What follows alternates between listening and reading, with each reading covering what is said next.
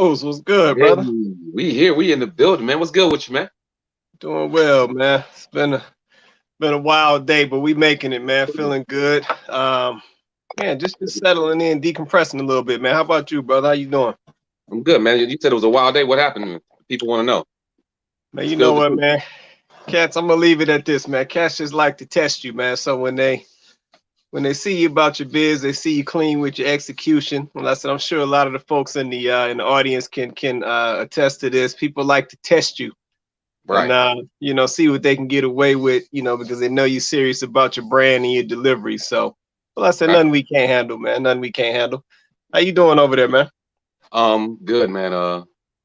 Just fighting the situation of the vid, making sure I don't have it. Got tested. Want to feel good. I was on set, and then young gentleman just came on set and didn't let nobody know. You know what I mean? And Really? so, yeah. So we all went and got tested, waiting for preferably the results to be amazing. You know what I mean? God willing. So I'm not stressing over anything, you know what I mean? Feeling good, feeling amazing, and just, you know, it's funny the different things that are thrown at you in life. And no matter what you do, there's always going to be some type of test thrown your way. For sure. And the question is, isn't the test or the obstacle, it's what you do when it happens or it presents itself and what you do with it. So, Right. I'm just gonna continue smiling. I'm alive. You know how many people didn't get to see today? So I'm grateful for any test, any challenge, any problem. Feel me? Facts, facts, facts. Yeah, Mhm. like I said, you just have to maneuver around those things, man. Like I said, somebody always gonna bring that to you. Yeah. But you gotta, stand firm on your principles, man, and your morals, man, and do what you do and move forward. And that's just what it is. So, Yeah. but yeah, man, welcome everybody to the show. If you're down in the comments or just viewing us on Facebook or YouTube or Instagram, wherever you're seeing us at, shout out to you. Appreciate you joining us. This is Look in the Mirror, the conversation. I'm one of your co-hosts, Quay Price, and we got your other co-host, King Jaquil Martin. We out here. The show. Yeah, no, we've been doing this show for a little while now. And like I said, we just like to have those hard conversations. Two brothers getting together, having those hard conversations. And just hitting those topics to cause folks to just look in the mirror and just, reassess what they're doing, how they're moving, and what direction they're going in. So yeah, thank you for joining us. Like I said, drop us a little comment, let us know you're joining us. Let us know where you're from or whatever. Just engage with us. Like I said, this is an interactive show.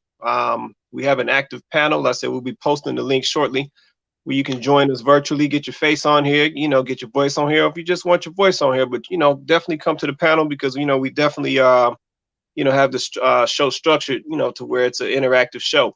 You want to say something, Los? Let's pay those bills, man. Let's pay those bills while they join in. While they join into the comment section. Let's pay some bills. For sure. Let me drop this link up here real fast. All right. And the thing about the show that we want y'all to enjoy is the freedom and a safe space to feel how you feel. To be able to just look at something from a different perspective. And if it applies, it applies. And if it doesn't, it's okay. Not one time did any one of us as panelists think that we know everything. It's just an opinion based show. We giving our opinion about something, and then it's okay for you to have a different opinion or feel differently. You don't have to agree with any panelist, and it's important for you guys to know that. So just a free flowing show, and that's why it's amazing. Talk And to me, just Quay. shout out to the Marty Bolger down in the comments. He just showing some love. He said, "I'm proud of you, Marty Bolger, Detroit." No, I appreciate that, Mr. Bolger. Let's appreciate the support and just let me do this real quick. So shout out to Marty Bolger. So this was one of the teachers, one of the leaders from my high school. Definitely a man Right. of leadership, great character, a mentor to so many brothers that I knew, me personally. And Marty, man, was just really big on building brothers and just, helping move brothers in the right direction. So shout out to Right. you, Mr. Bolger. I appreciate that, man. Shout out to Mr. Bolger for having the patience to deal with Quay Price. I appreciate you, brother. You're an amazing man. You had to deal with that student. Oh, man, Marty was good people, man. Very good people, man. Like I said, great mentor, man. But let me hit these sponsors real fast. So yeah, shout Okay. out to one of our sponsors, A War on Friendly Grounds. This is King Jaquil Martin's book right here, 5-star rated on Amazon. Also, the short film has been hitting film festivals around the world. So definitely support that. Definitely go check that out. awaronfriendlygrounds.com. awaronfriendlygrounds.com. And then we also have Two Sons Juice Co. So cold pressed juice company based out of Metro Detroit. all natural, no preservatives, no stuff you can't pronounce, just simple and basically simple goodness to keep it point blank. So definitely go check that out and support. twosonsjuiceco.com. That's the number 2sonsjuiceco.com. And let's say once again, both black owned businesses, and Two Sons is out of Metro Detroit, and A War on Friendly Grounds is representing California. So definitely go check them out and support. All right, man. So let's get into this, man. So real quick, if y'all want to join the show, Quay, just put the link out there so y'all can join the show. If you don't want your face to be seen, you just turn your camera off and you're able to use your voice. Or if you just want to participate in the comment section, because we do read the comments, because the comments are very valuable and important, you can just type in the comments show. So check out the link, join us, and you'll look just like us. We can hold up to 10 people, and it's just like round robin. Everyone can join us. Everyone can switch out at any time. Right. Facts. All right, so let's get into this, man. So the topic of the show tonight is, definitely an important one. So the topic is the double standards, and we're discussing the white privilege and the black tax. So I'm gonna drop a video to this, put some context around this thing, and we're gonna get into this conversation. I'm gonna just keep it simple. White privilege. Get right. I ain't gonna sugarcoat it. I'm just gonna call it exactly what it is. White privilege. And it's real. And the funny thing about it is, it's so real that people try to play it off as if it's not true or it's a myth until they're put into a situation to be treated like a minority or someone of a different color. And then that's when the truth of the privilege comes out. So let's get into it, man. All right, for sure. So we're gonna get into this real quick. They're arresting me. They're really de-escalating. Hey, you don't come, right? Stop me.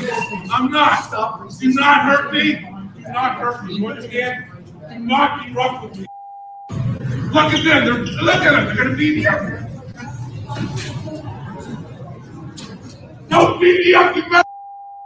Don't beat me up. Look at them. Oh my God, I can't believe they're doing this. Oh my God. Hey, look what they're doing. Oh, get the other side. I'm not listening. I'm supposed to be rough with me. You treat me like a black person. You're gonna get sprayed. Release your hands. Put it behind your back. You understand me? Do not hurt. All right.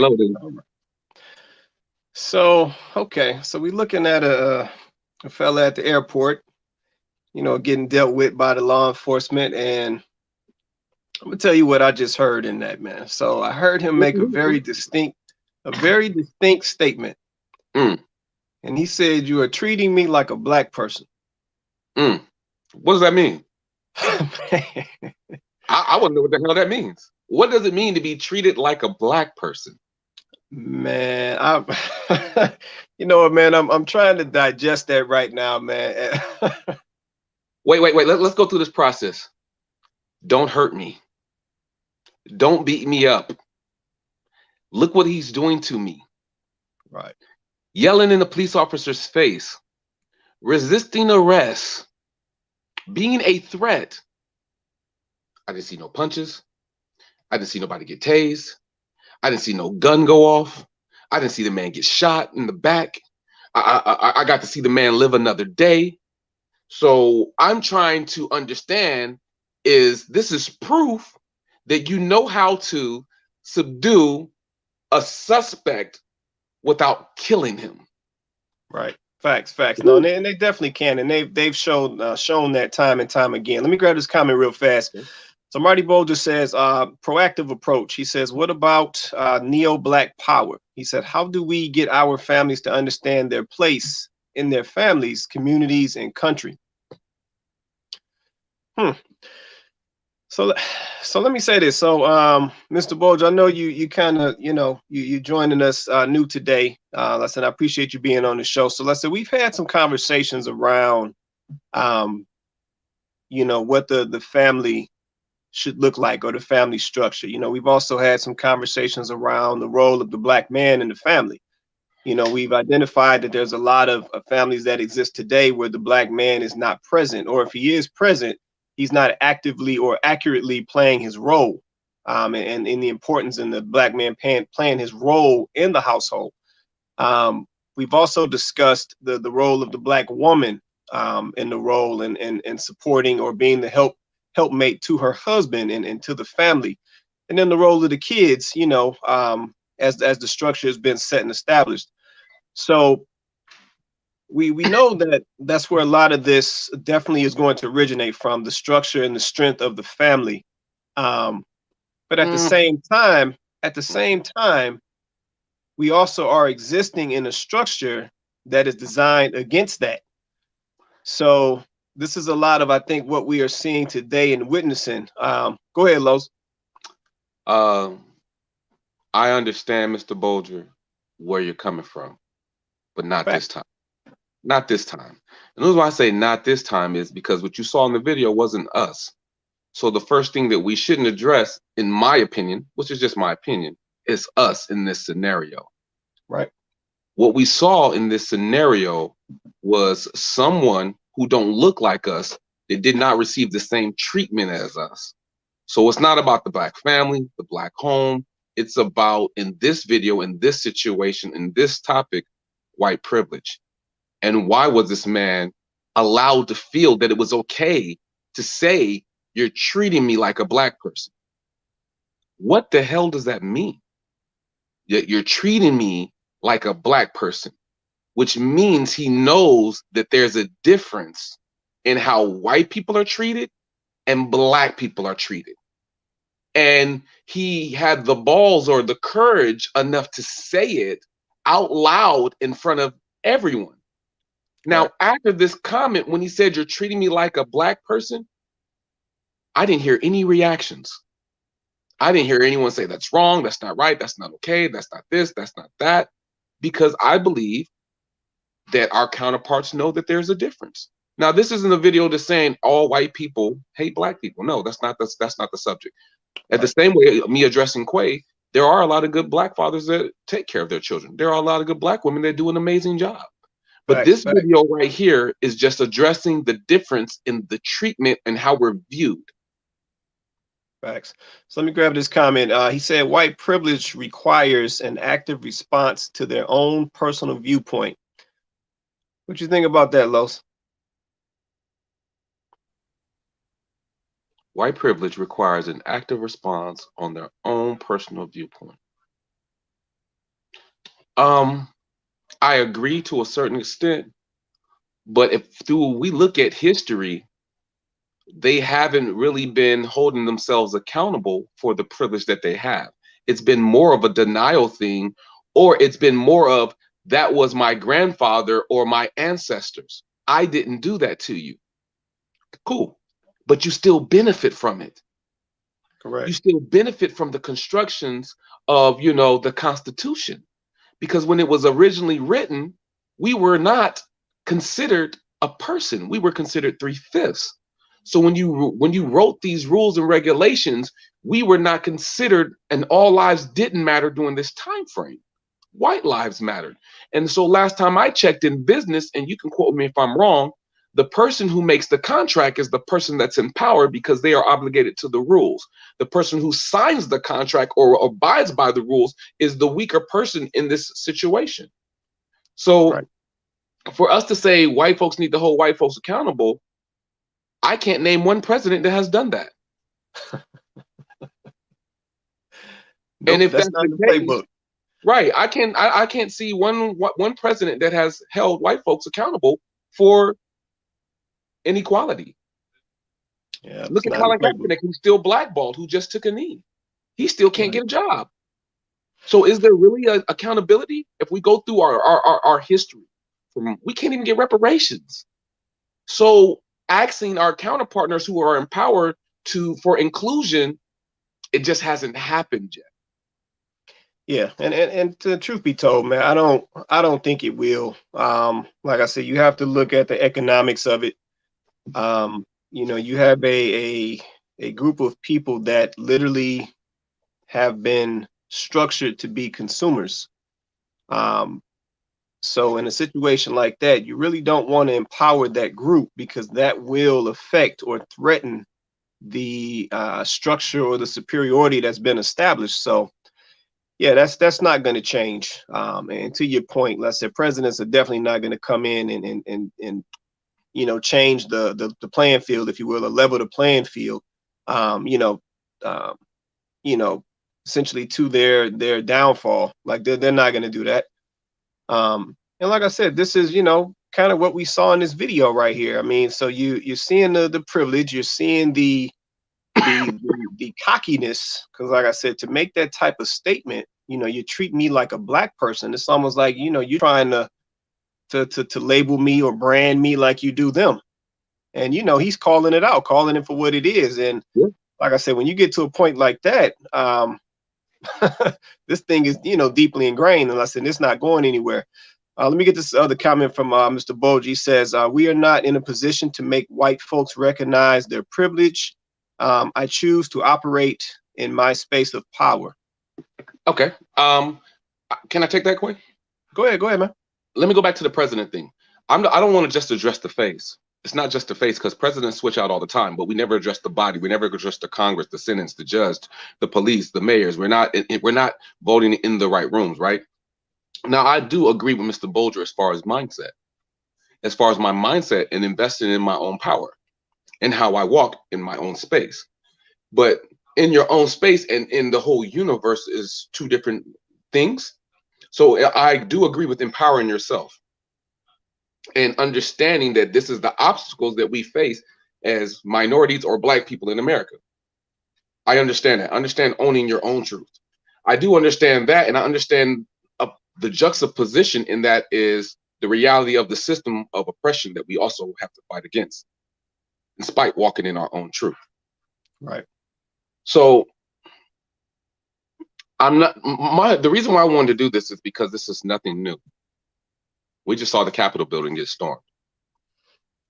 Nothing new. Whether it was a hoax, whether people were in on it, whether it was really real. I look at it as I'm not surprised. Just because it was the federal building, it's not the first building to be taken over by white people. It's not the first time that they had guns at a building and they took over a building. I just find it intriguing how everyone says put no weapons, no guns, no killing, no shooting. But when our counterpartners want to voice their power, that's exactly what they do. When they take buildings hostages, when they go up into the federal building, that's exactly what our counterparts do. So we're taught not to, but that's exactly what they exercise. And then when they exercise that, then they're following into the amendments, the right to bear arms. Right. But because we were not considered a part of the Constitution, we don't have the same right. And the most interesting thing about that is we all know, and we hear it on the news, right? If that were black people, it would have been different. It would have been a bloodbath. It would have been this, and no man alive, and everyone would be arrested and double the time. And I take that two ways, right?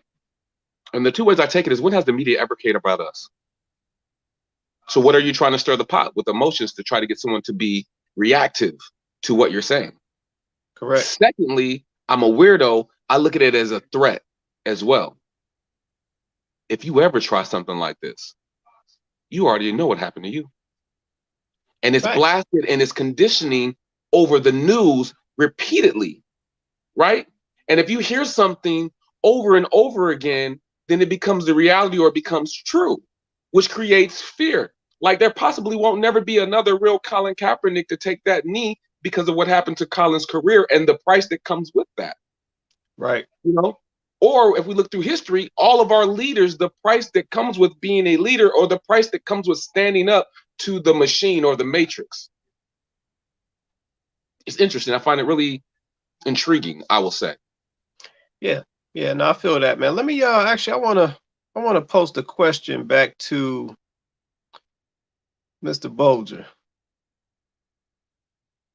So I'm looking at the comments on here right now, and Mr. Bolger is pretty much, and I'm just going to paraphrase, because I want to make sure I'm understanding what he's saying. So basically, what he's saying is, white privilege essentially is something we can't control. So he chooses to operate within his space of power through education, economic empowerment, and inward identity.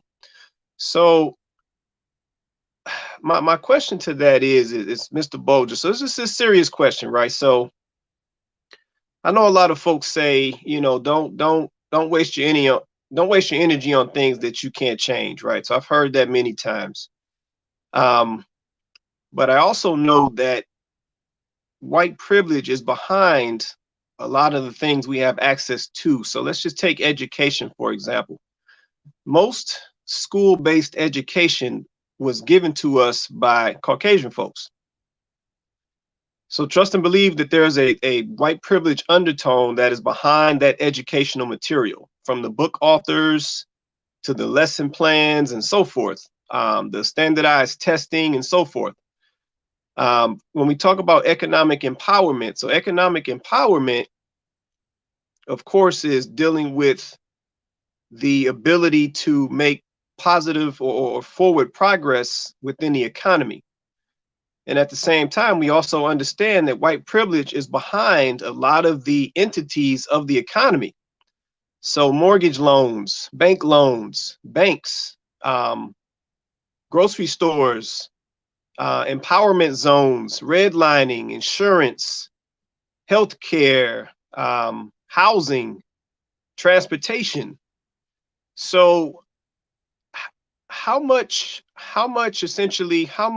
siloing can we do when you have a layer of white privilege behind all of those economic pieces that we're trying to exist within?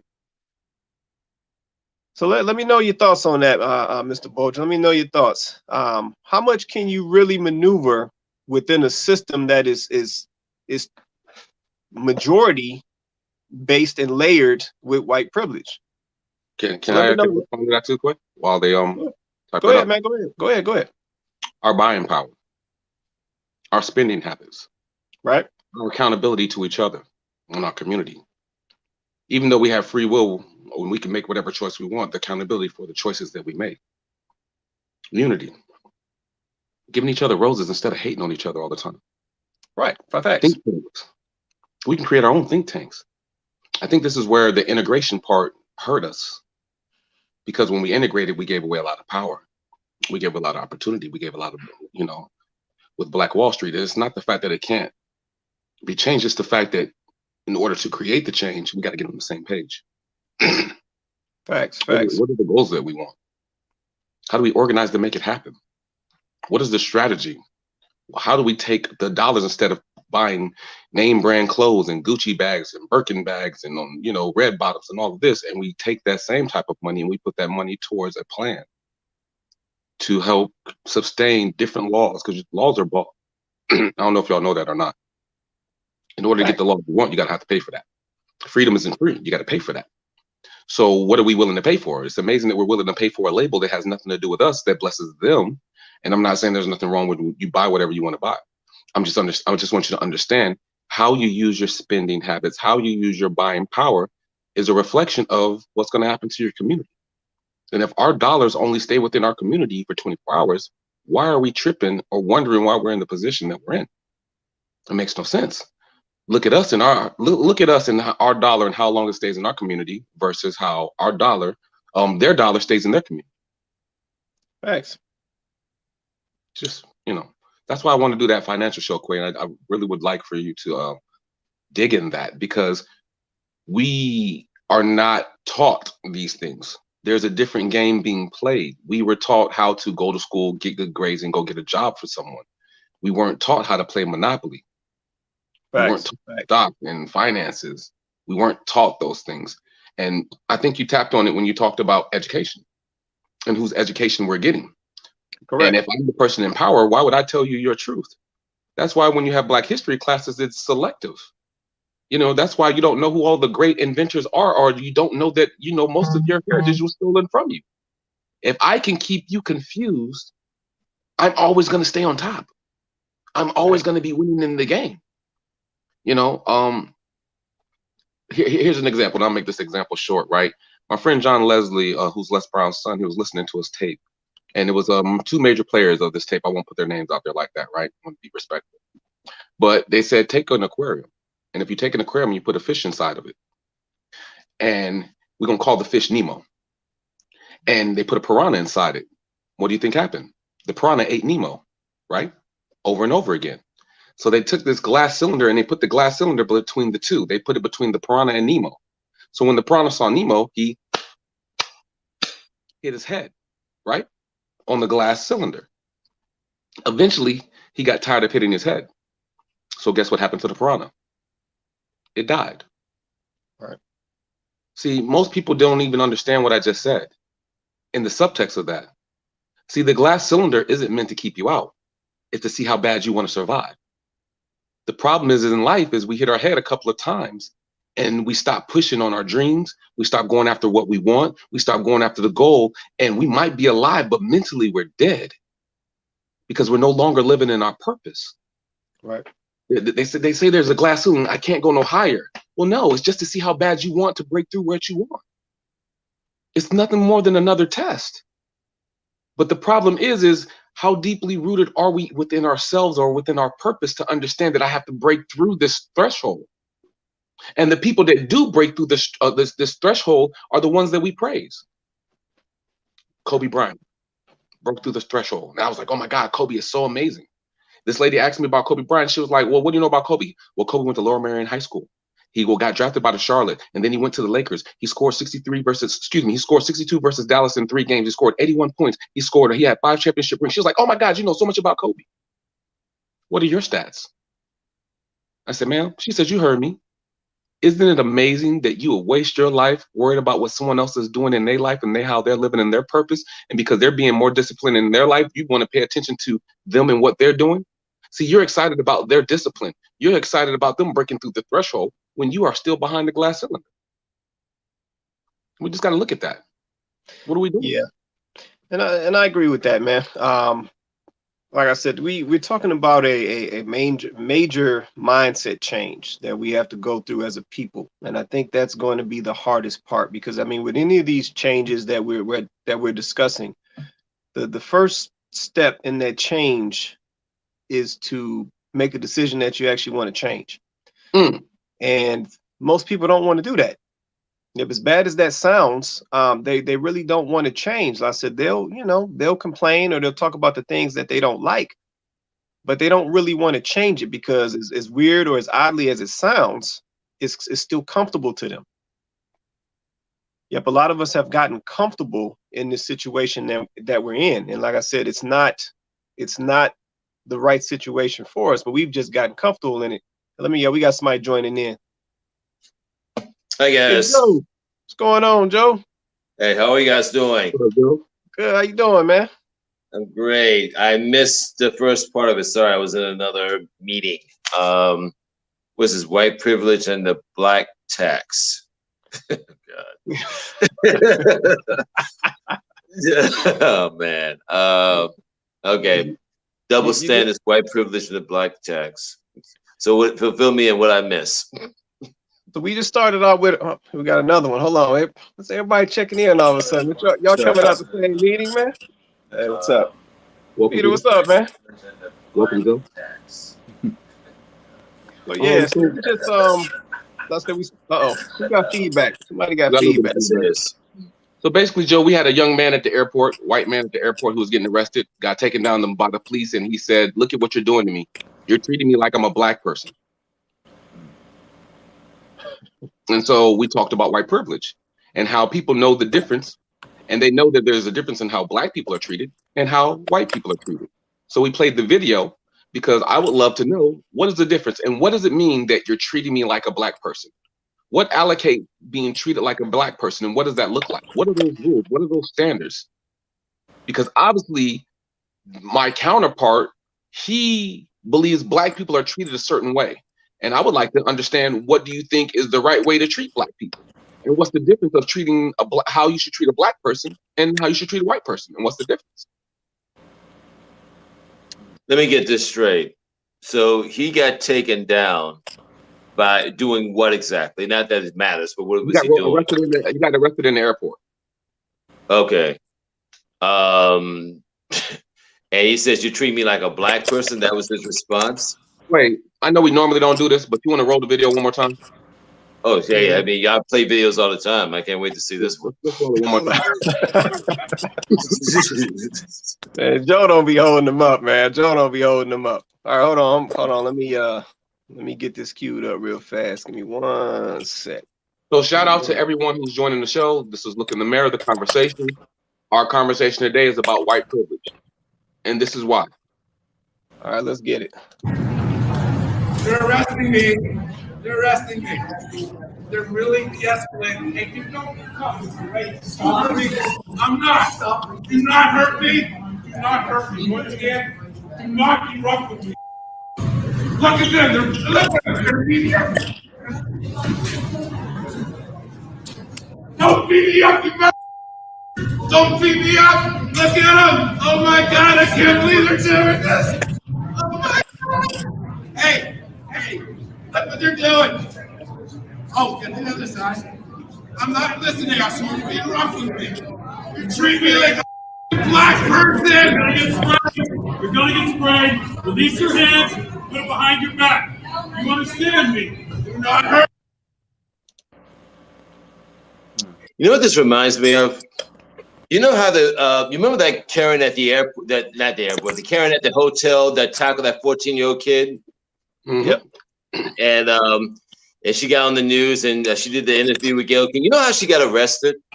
You know how she got arrested in Ventura County? It's a very funny story. She got arrested at a routine traffic stop. And what happened was when they realized, I guess, who she was, and that she had warrants out on her for whatever other stuff she's done, they wanted to pull her out the car, but she refused to come out the car. So she slammed the door. She slammed the door of the car and refused to come out. They had to basically drag her out of the car. And the thing that went through my mind is that at least she was alive to tell the tale, because if it had been a black person, they'd be shot dead. Right. Yeah. So, say what? What's the difference between how white people are treated and black people are treated? And why do you think it's that way? Well, okay, first of all, the difference between how white people and black people are treated is that black people end up dead and white people are still alive to talk about it. I mean, I can think of Dylan Roof. I can think of, what's the other?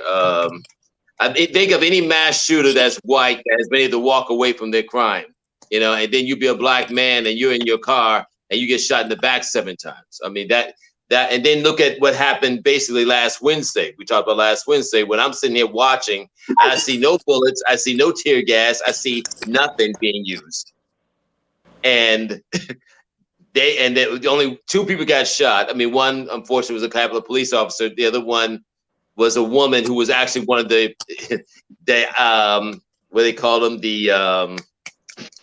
it's an I word. I can't think of the word. I can't think of the word right now. The insurrectionist. No, I mean, they call him the insurrectionist like it's a Marvel movie. You know, it's really incredible how they put this in the media. And the difference between, and that's the obvious difference to me. And the difference is that, look, you let these people out, that some of them are out on bail already, which I find very interesting. They do something like that and they're out on bail. Mm-hmm. And I'm telling you, if you got a bunch of black people going to the Capitol, which we could do, given how we've been treated for 400 years, but don't do that. But they went to the Capitol. If it was black people, we'd be shot dead in the streets, lying in the streets. It ain't got to be the Capitol. Let a whole bunch of black people storm Wendy's.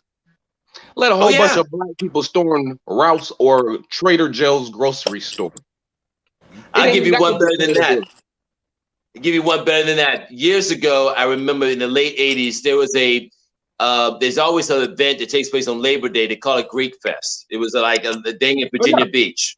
Yep. And Virginia, and that one time when things got rowdy, which it didn't get rowdy, there was just people just hanging out at the beach. But people thought the white people of Virginia Beach thought it was rowdy. So let that Virginia Beach is a beach, but it's really not a beach. But that's because I'm from that area, so I understand. But the thing is, they made it a big deal. But you go to Key West, Florida, or whatever, on spring break in Florida, and they tearing up everything and nothing. It's like they're just letting out steam for spring break. But if you're black, you can't let out any steam. Mm-hmm.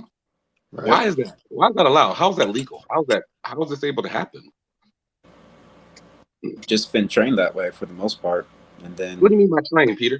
Can you elaborate? I mean, just like 400 years, whatever. Like probably a son tells his, or I mean, a father tells his son, like, all right, whenever we're in public, you need to act this way. One, because maybe the law might shoot you, and then two, I don't want you embarrassing us in front of. Are you talking about black people or white people, Peter? Black. Okay, so black people are racist. Black people. Yeah, black people. I know we're talking about black people, but for the audience, I want the audience to know that he's specifically talking about how black people are raised when they go outside. Yeah, no problem. Like, yeah, like black sons especially, they're taught by like their parents to obey the law, like yes sir, right away sir, sure sir, you know, so they don't get shot or anything like that. And then just like in public or whatever, just like, son, you need to be on your best behavior, like whether there are police around or not, like whenever white people are looking at you, like, don't be making us look bad, because I mean, they're gonna come straight back to my house or whatever, and this shit's it's gonna blow back on you, it's gonna blow back on us or whatever, and then who knows, we might have to move or something. Quincy said something that was key earlier, and it reminded me of Harriet Tubman. Okay. And Harriet Tubman had this famous quote, "I freed 1,000 slaves, and I could have freed 1,000 more if they knew they were slaves." Ah, yeah. Yeah. A long time ago. I wonder how that still applies to today. Yeah. Well, it still applies, man. I mean, this is one of the, like I said, one of the main reasons why we can't get on the same page. And I'm going to leverage one of Marty's comments down here. So Mr. Bulger, he dropped another comment. He said, "I'm an HBCU graduate, Fisk University." He said, "My goal is to create a supplementary system similar to the U.S. government, a system that provides support in every state."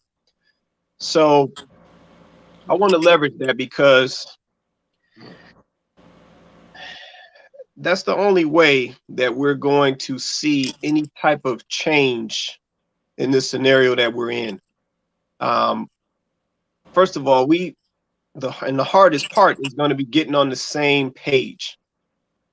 I said the first step is understanding that we got a problem. And see, one of the problems with that is most people don't feel like it's a problem. Yeah, people feel like because, you know, I got a good job, I'm making some good money, I'm good. And that's not the case. People feel like because I can afford to stay out in the suburb with all of these Caucasian folks and my kids can go to these Caucasian schools, I'm good. That's not the case. You know, people feel like because I got a better looking Mercedes big body versus my black neighbor's Escort that I'm doing better than him. That's not the case. And see, until we get over that hurdle of understanding that just because you got some material stuff don't mean you in the green, you in the good, then this thing, we're not gonna be able to move this thing anywhere. Now you can tell me if I'm wrong. LeBron James has done very well for himself, right? I was just thinking that. Financially, business-wise, his own schools, championships, a model citizen. And when he moved to California, didn't they spray paint his home? Right on his garage. Right on his garage door. Okay. I think the comedian's name is Jay Farrell, the one that does all the impressions of Eddie Murphy, LL Cool J. Yeah, from my home area, from Jay Farrell. Jay Farrell. Thank you for the question, because the young brother's super talented. And I never want to disrespect anyone's name. Didn't he get it? Didn't that happen to him while he was jogging? Yeah, it's Studio City. It's Studio City, right up the street. It's Studio City. Right up the street. Yeah. And so that the only Quavo from the Amigos, when the police pulled him over. So it doesn't matter your status. It matters your color of your skin. And that hasn't changed. Yeah. I can tell you this, and I didn't mean to interrupt. I'm sorry. You go. Okay, because I was going to say, I had a conversation with one of my conversation with my best friend about this afternoon on the phone. No matter what we do, and no matter how we act, whether positive, we get nothing out of being nice in the United States. We get nothing out of being polite or having a lot of money. We get nothing out of it. And I've gotten to that place.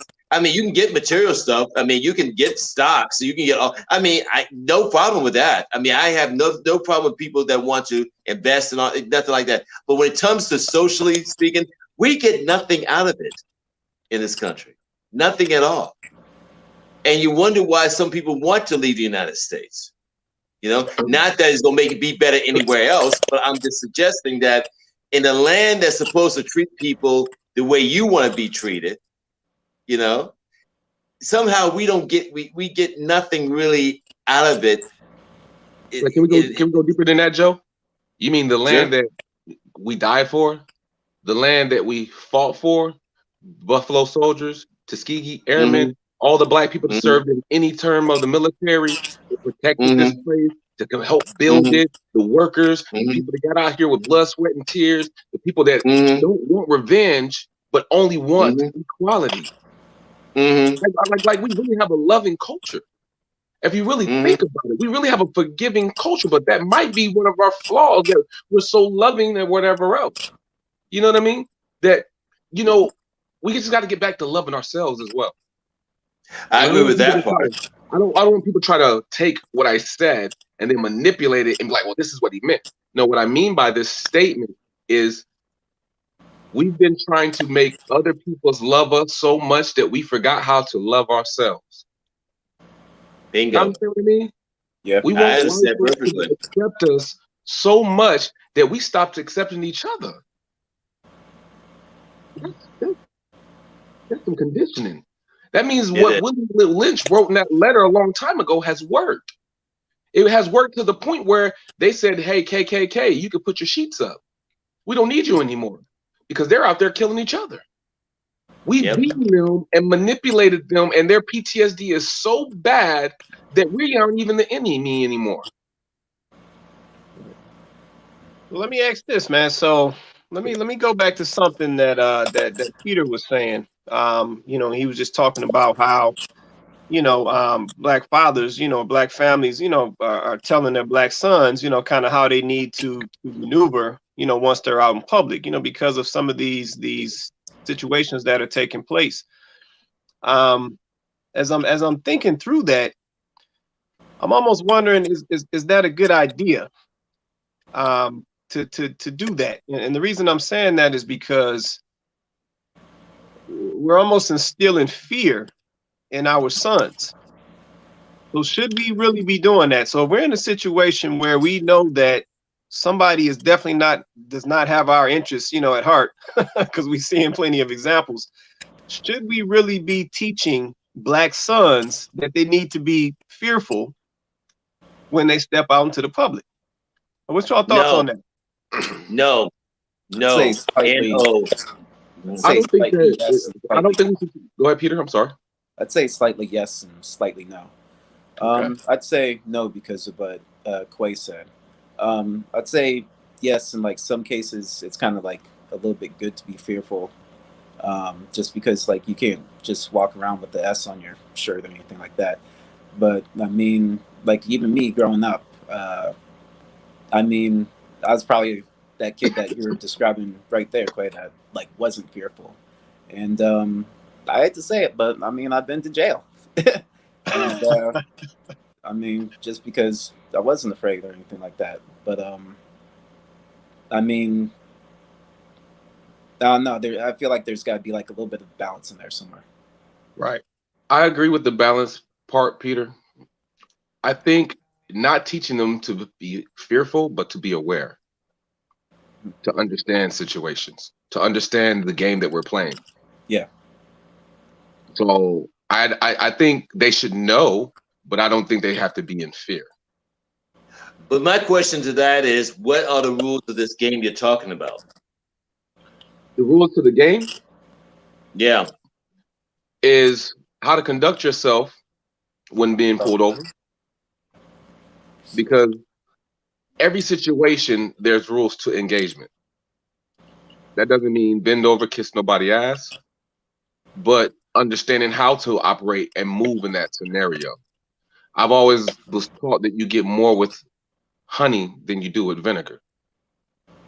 And so I've always been taught that you can cuss without cussing. So there's ways to get your point across without allowing someone to press your easy button to make you just reactive. Because meanwhile, you could be sitting in your apartment eating ice cream, and some woman who's a police officer break into your house and got the wrong house and shoot you, thinking that you're an intruder. Reality, facts. I never said life was fair. That is a fact. And that's why we're having this conversation today. You know, because there is a huge difference. Can you please tell me, and I'm talking to my white friends and counterparts, how many black officers are walking around shooting up white folks, going to court and said, I feared for my life, and then they're getting away walking home free? I will wait. None. I will wait. And see, and I don't want to just do black men. We have to look at our black daughters. They have to go out into this world. And they are the most culturally appropriated, hated person in the world, period. Because they don't want them to be intelligent. They don't want them to be independent. They don't want them to be smart. They don't want them to be strong. And guess what? Men, black men, we got our role that we play in that as well. Because to a certain extent, we beat down our sisters as well. And I'm not going to sit up here and try to sugarcoat it to try to make things all nice. It just is what it is. We have to do better in accountability. Because when you look at our pain from slavery, when you look at the things and the struggles that we've been through, when you look at the fact that their history of being raped, being touched by Uncle Johnny at home, all the different things being culturally appropriated, being called ugly, being called fat, being called all these different things, their hair is nappy and all these different things, right? And then white women or other counterparts or other race go do the same thing and apply it to themselves. Kylie Jenner lips, butt injection, lip fillers, all these other different injections from another race, and then they make money off of it. But black women were told, you're ugly, you're ugly, you're ugly, you're ugly, you're ugly, you're ugly your whole life. How do you deal with that? How do you deal with being culturally appropriated and then you go on social media and you see someone else making millions and millions of dollars trying to look like you? Yeah, let me get this real quick, Los. Mr. Bolger, so the link that's posted in the comments right there, the StreamYard.com with the series of letters, just put that in your web browser. Either put it in Google or Internet Explorer, and then it'll bring up the application and let you join, and we'll pull you in. So just put that link in your browser, and it'll let you in. All right. So yeah, so I want to. Also, I know we on the discussing this privilege. I want to put something else up as well that I just saw today. That's got me a little bothered over here. I've been quiet about it, but I'm about to put this up. So I'm not sure if you guys are familiar with this situation at all. So this was going on in Michigan, and this is a situation where Detroit had a black mayor by the name of Kwame Kilpatrick, right? So, yes, he went through this whole situation with these text messages, and they said he was misusing city funds and all of this stuff, right?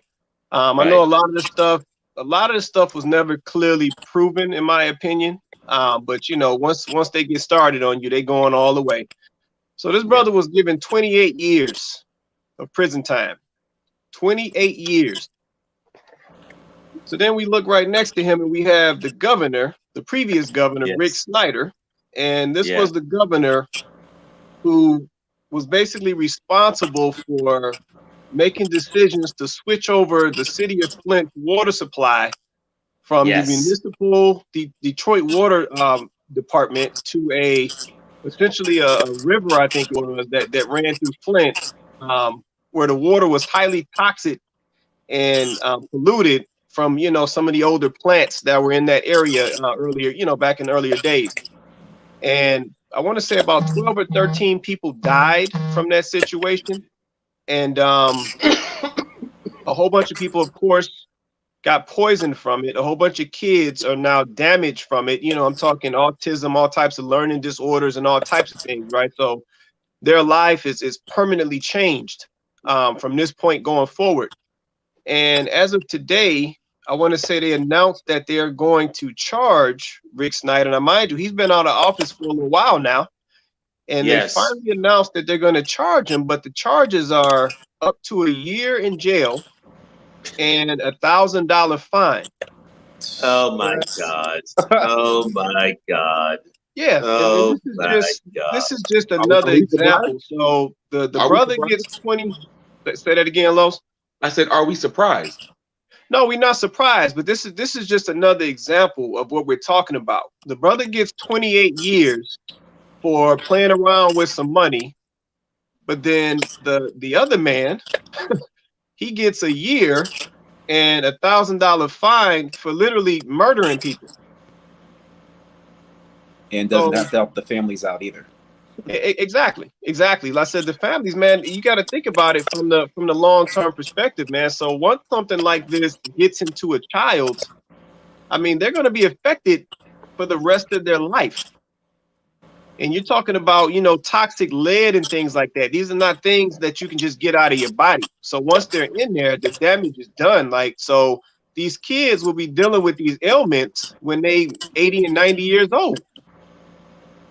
And this guy gets up to a year, not even a locked-in year, up to a year. We know how people like to play with the word games, up to. So that might be a couple months. That might be no time at all.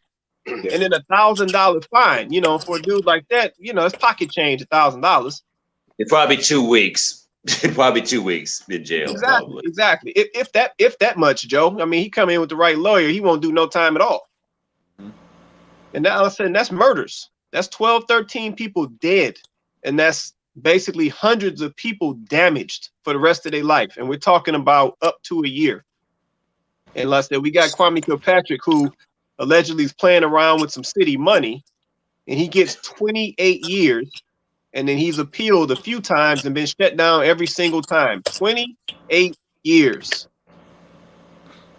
So yeah, you know, I'm watching, let it sink in. Go ahead, Joe.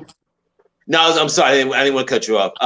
Because you know, I'm trying to be patient in my responses. It's like this whole thing that we have to do twice as much to get half. It seems like we get double the penalty if we screw up. And it's one of those things. Like I said, to go back to last Wednesday, it's one of those things that went through my mind. I mean, it's like when I was watching all this happen at the Capitol. All these things, including what you're talking about, all these things just came up in my mind. It's like having flashbacks, like seeing your life flashing in front of your face. All these injustices, all these things like Trayvon and all these just came up in my head.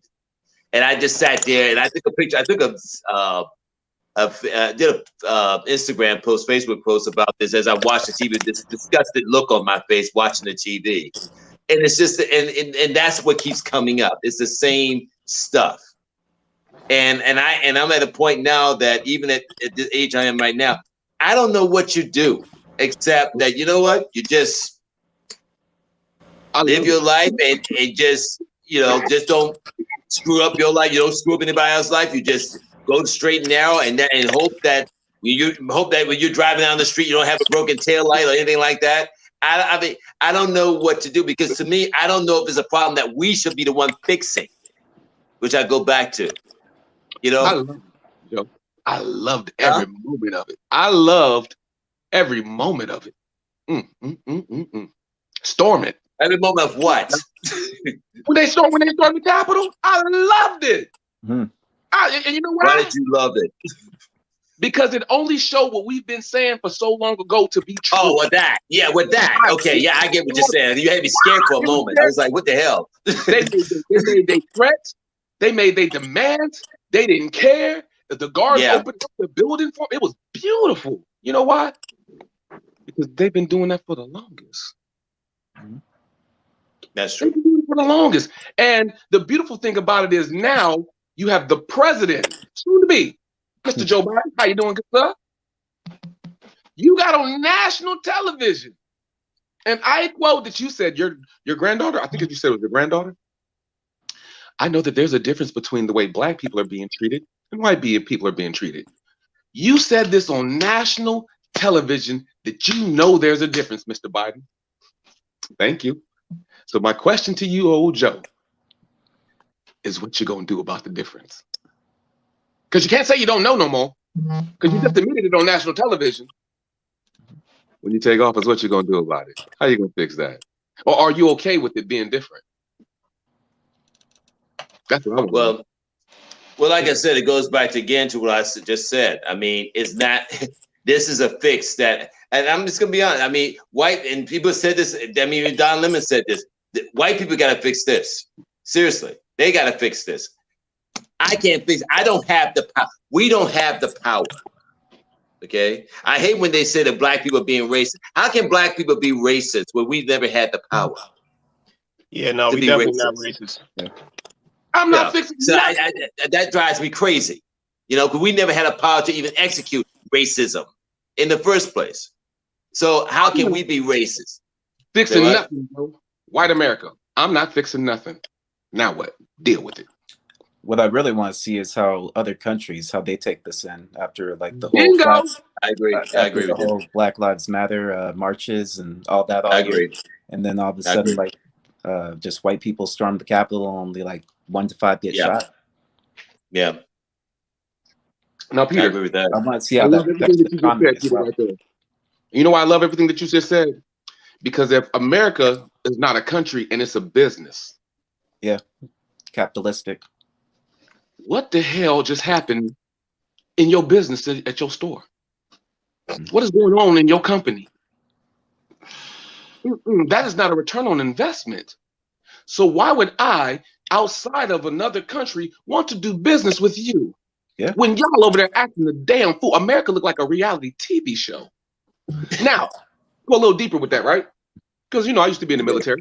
I served my country. Why'd you join? Why'd you join wait a minute. Why'd you join the military? I'm curious.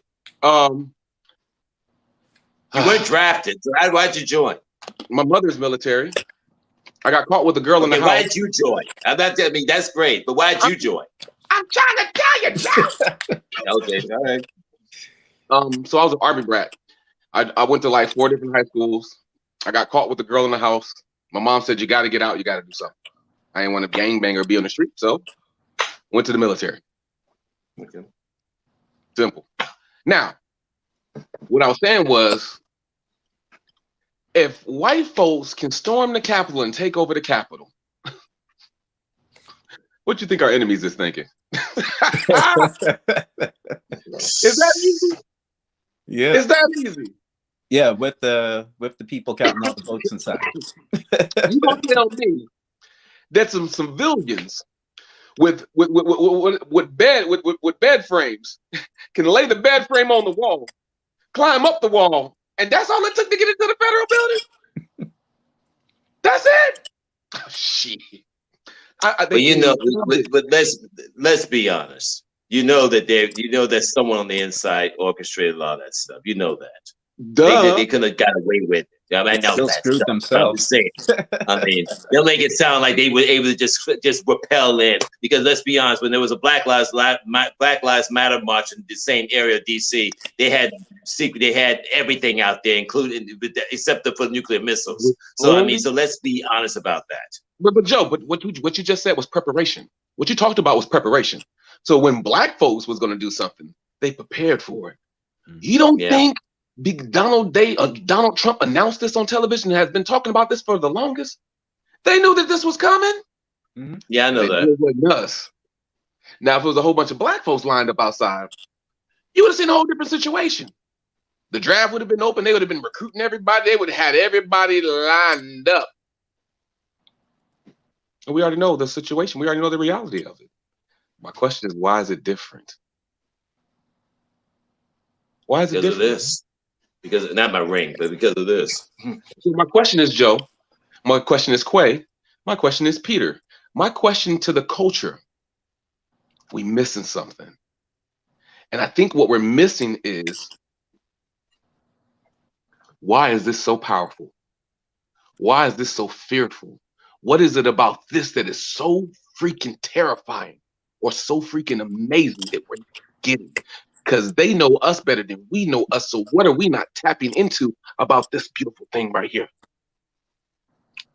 Something. So you're saying, you're saying that we are basically walking vibranium? Is that it? Oh, we more than that, baby. We more than that. You know what I'm saying? When you the original, when you come from it, everyone was born from a black person, scientifically already proven. So my point is, what are we missing? We've been so deprogrammed to miss out on the code. There is a code about this melanin that we not get. Because we too That's busy. a great Hey, question. look at Quasi. He got bricks in his background. He think he fancy, huh? Oh, look at Peter. He light skinned. I can't stand the light skin. Oh, Joe think he's smart because he got on glasses and he fucking. We too busy on something is off. That's a good question. That's a very good question. I mean, no disrespect to like white people or anything like that, since I have a bunch of white friends. But I don't care about that. but how do I say? That was funny. That was funny. I feel like the reason That was why- hilarious. I don't care about that. I don't care about that. Look here. You know why? You know why I don't care about that? Huh. Because my real white friends, they already understand the conversation because we have this Yeah. conversation. Yeah. Here, let me tell you something. This is the realest thing that I can ever tell you, Pete, or anybody out there listening. All right. Black folks ain't free black folks. Say what? Black people didn't free black people. Oh, yeah. No. Do you understand what I just said? So it took Yeah. every other color of the rainbow to help create the freedom that we got. When Martin Luther King marched on Selma, it wasn't just black folks. It was the whole rainbow that stood in that crowd. Yeah. So the people who this applies to, they know it's applying to them. And for the ones who know that what side they're on, they're not bothered by the conversation because they've already been empowered to want to stand up and do something. You know how many white folks got called nigger lover? You know Yeah, how many a lot. white people? You know how many white folks helped out with Harriet Tubman in the Underground Railroad and they hid black people in their homes to help them get the freedom? Yeah. So the ones who understand. And the ones who don't, that's confused, is because they already know what side they on. And that's an internal confusion. That's outside of me. That's outside of you. Yeah. So your real friends already get your conversation, Peter. Yeah. I mean, What was you gonna say, Peter? just basically, I feel like one of the main reasons why there's so many black people locked up or so many black people shot is just pretty much the whole physical aspect. Like, I don't remember the last time a white person won a dunk contest. I don't remember the last time I saw a white person run a race against like a black person, like win, like in the Olympics or anything like that. I feel like that kind of plays a lot into it. So I would agree with that. But I will say this. The answer goes deeper than that, right? So Yeah, it definitely goes deeper, but I'm just saying, like, John might be like a physical standpoint. But Yeah, I even think a physically, lot of Peter, the, I don't think that we're just physically stronger. I think that we're put in situations where we have to work 2 to 10 times harder. And when you work harder at something more than another person, you're going to get the result. I believe sometimes in white America, they're comfortable in white privilege, so they don't have to be outside running, shooting, dribbling every day. That's not their only way out because they have comfort. So when you're comfortable, you don't have to work as hard. Versus the person who's outside shooting in the rain, sleet, or snow because he's trying to save his family. Yeah. I believe people are people, but I believe the work ethic makes it different. You know what I'm saying? And so if you're sitting on acres and you got land and you got power, you're not outside busting your butt every day to make it happen because it's already happened for you. But when you hungry and you got that dog in you and you're going to do whatever it takes, you're going to get better at whatever you put your time into. So I believe it's because you put more time into it, not just because you came out the womb just stronger. But at the same time, there is a truth to what you're saying because you got to look at what we survived on those boats. Mm-hmm. The only reason why I brought that up is because like I remember I used to hate playing basketball. I probably only played it like maybe 10 times like before like sixth grade or so. And at the end of my 7th grade year, my parents sent me off to a basketball camp. And I saw a couple of friends or whatever. And then like I said, I hated basketball. And they're like, yo, Pete, because I'm black, they're like, can you dunk the ball? And I was like, dunk the ball? What's that? And then they're like, that's where you throw the ball in the hoop. And then so I was like, let me see if I can jump up and touch the rim first. And I was like, oh yeah, I can definitely touch that thing. And here I am in the end of my 7th grade year. So the first time I get rejected, right? And then the second time I ease it in. The third time, bam. And I never like played basketball like that before. And then after that, basketball became my favorite sport. So let me say this. And every year my team won the championship 4 years in a row. Let me say this. And I would just approach this as my opinion. Yeah. Hold on, let me let Los back in. He must be freezing up or something. So to respond to what you were saying, Peter, we are stronger. We are smarter. We're more creative. Like I said, if you think about all the majority of the stuff, man, if you go back and just do some digging, majority of the stuff that we using right now was invented or created by somebody who looked like us. But during the time that it was created, they didn't have access to patents and trademarks and none of that.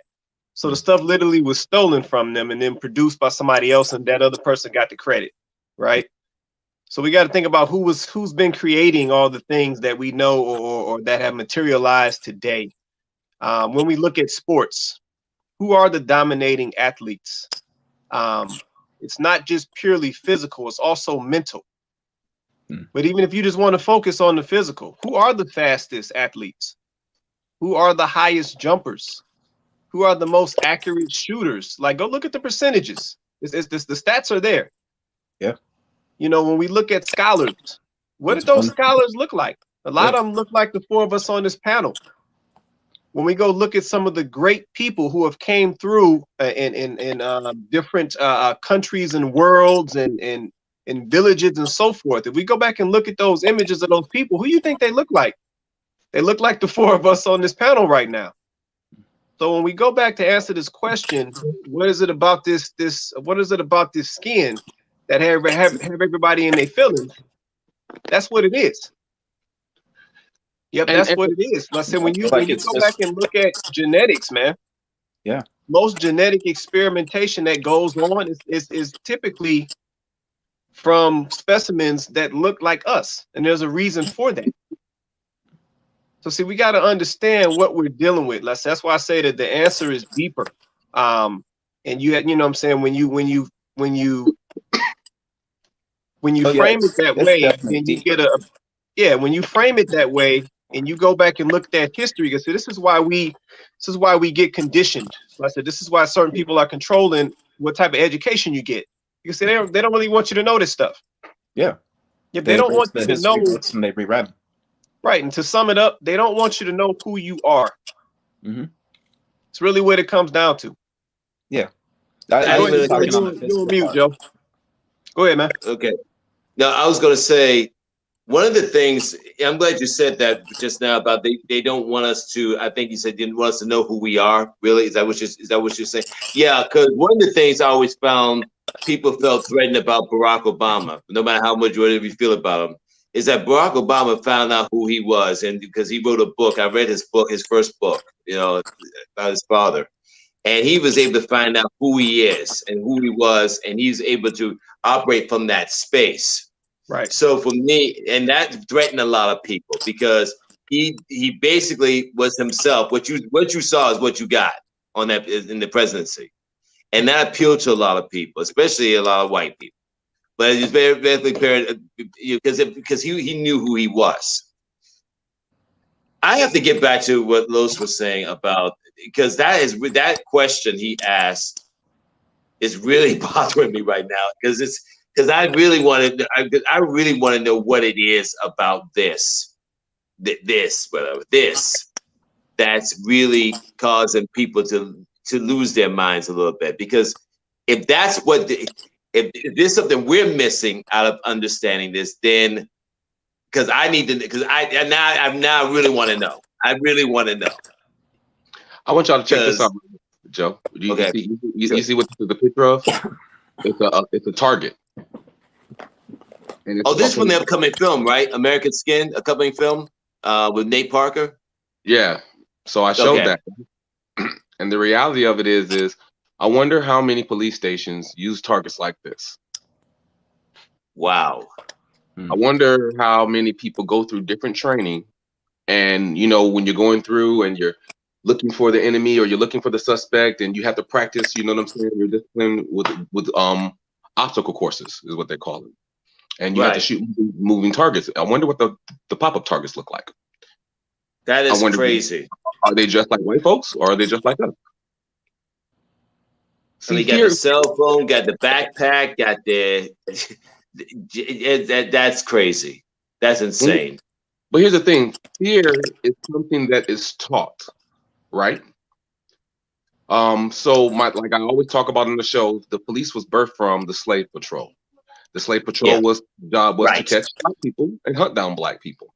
So Right. if that's what it was birthed from, and that's the original roots, that means it's still within the police force till today, right? And that's Absolutely. why we see Right. a difference in how people are handled, and we can see a white person saying, "Don't treat me like a black person," because throughout history we've seen how black people have been treated. So, how can an officer do his job correctly if they're brainwashed and manipulated to only see black people as the enemy or fear? He is doing it correctly, man. I know. Damn, why you took the question? Yeah.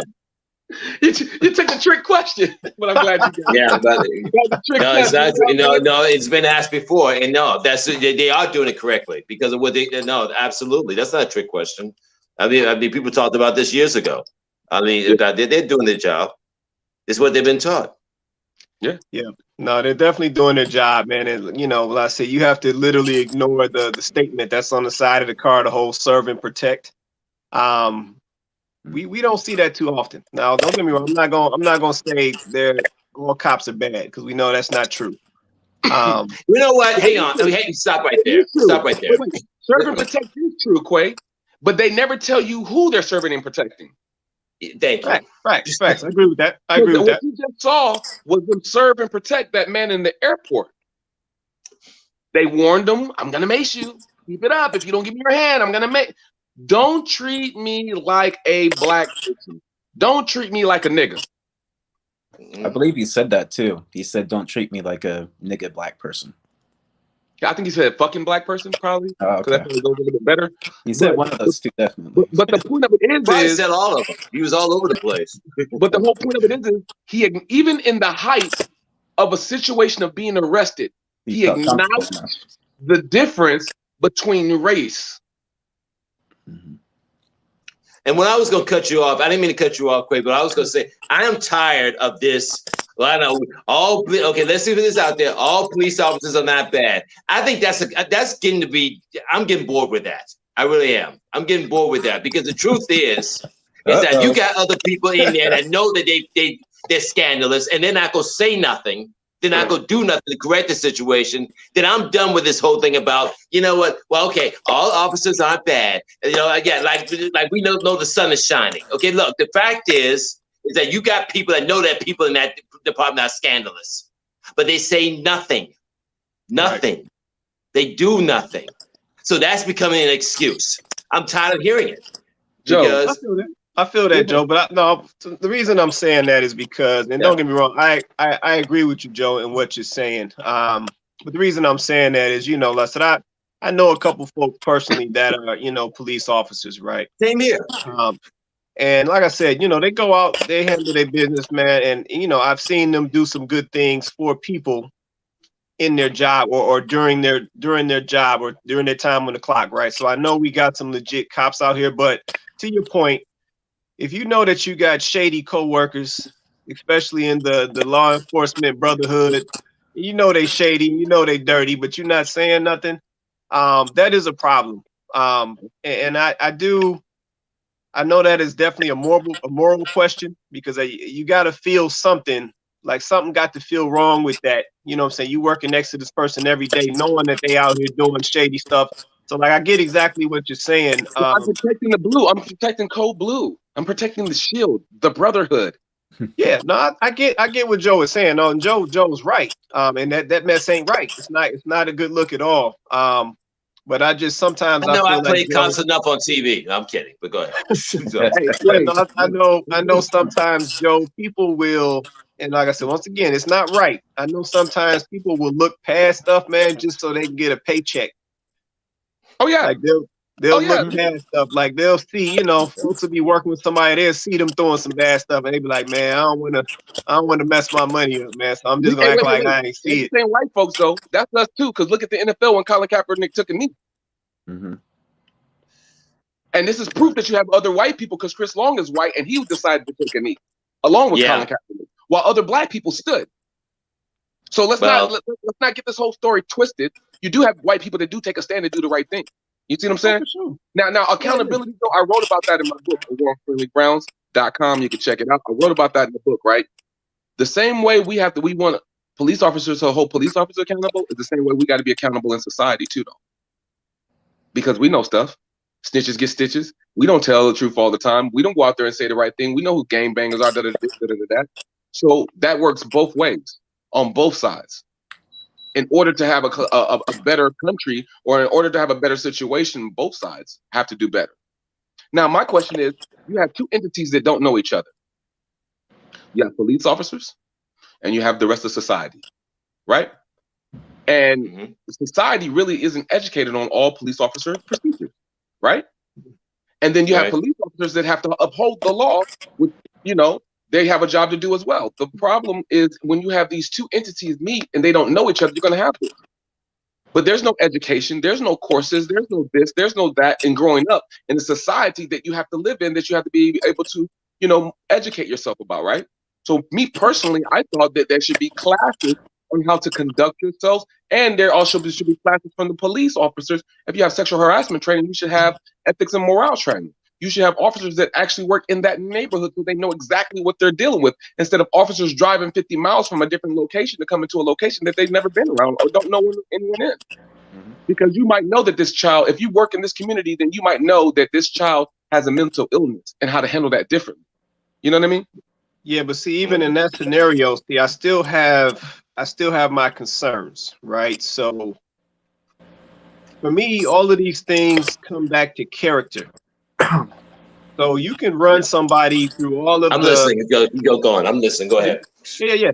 So you can run somebody through all of the interaction training, the diversity and inclusion trainings and so forth. Like I'm sure, you guys are hearing a lot of these companies now are big on diversity and inclusion, right?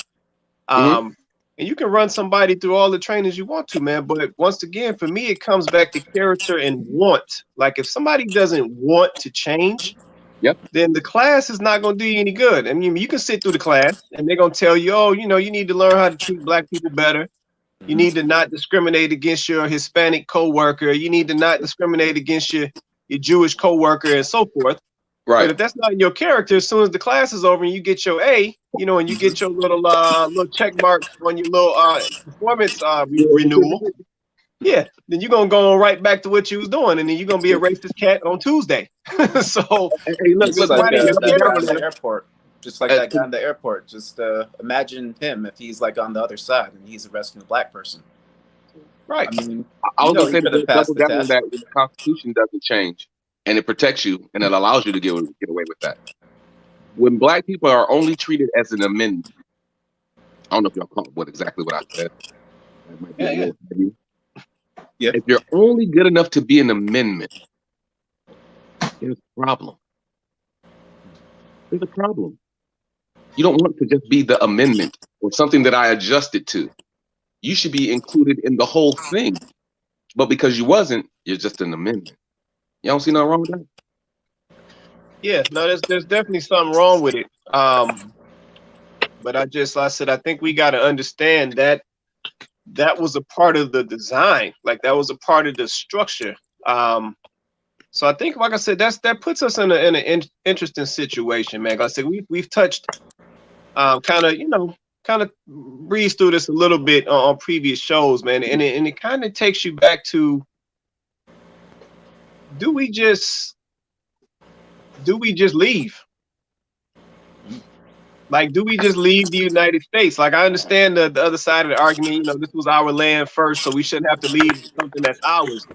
But I mean, you know, I'm just playing the other side. You know, these cats have set up shop at this point. They living good, right? So they got all the money flowing through. They own all the businesses. They own all the media, all of the radio, the everything. They own it all. So should we just leave? Like, should we just pack up and just go somewhere else and start over? Like, what y'all think about that? I think we should control our buying power. Okay. But that's first. Because here's the thing, if you look at America, bro, no disrespect to anybody else, we are the wave. Right. Period. What we say is hot. What we wear is hot. What we sing is hot. How we dress is hot. Our styles, our look, everything is copied. You don't believe me? Go to Koreatown.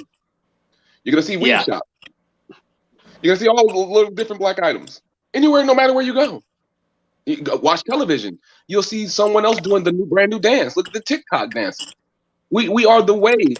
So my point of it is if that's true, I think it goes back to what me and Joe was talking about of understanding of self and who we are. Because if we know who we are and we know that we are a wave and we know that everything we do is currency and we know that everything that we do and stop doing it and taking someone else's money to do it. Because sometimes when you take the money, you give away the leverage of power because you did it on someone else's dollar. So now they can water it down, control it how they want to because you took their bread. But in this new wave, in this new time of ownership, of people owning their own rights, owning their own music, owning their own property, owning their own business, entrepreneurship is at an all-time high.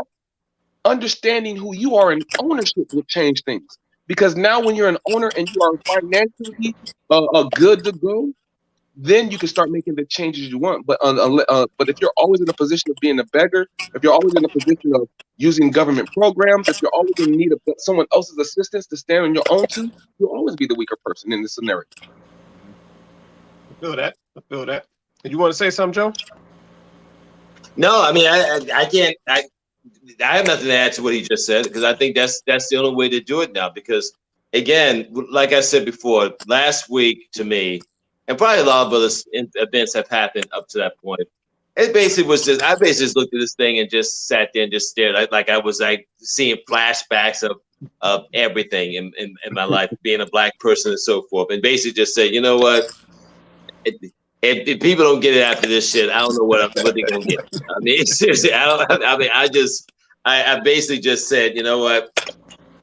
And I guess unfortunately, I think the thing is that we want things to change. We have to change. And that was and the starting point is answering that question that Los put out there. That we have to re-examine who we are, what we do, how we do it, and how we can help people that look like us do the same thing. We got to get off the surface level. We got to get off the surface level shit. Like we talked about storming the Capitol. Are we upset that we weren't there to be able to act a fool? Are we upset that someone else was able to act a fool and get away with it because we want to act a fool? Or are we the differences? Well, wait a minute. I'm being sarcastic.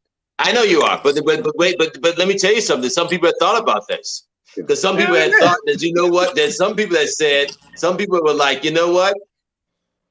If we were, because someone put this online, I forgot who it was. It said that if we were a braver person, we would have been doing this a long time ago, and maybe things would have changed. And I replied back, yeah, there'd be bodies in the street too if we did that. But then he said, well, I don't think so. And then I thought about it, and I was like, you know, I don't know. Maybe. I kind of feel like the only thing that changed is now we all have cameras. Bodies have been in the streets. Black bodies have been in the streets for over 400 years. Yeah.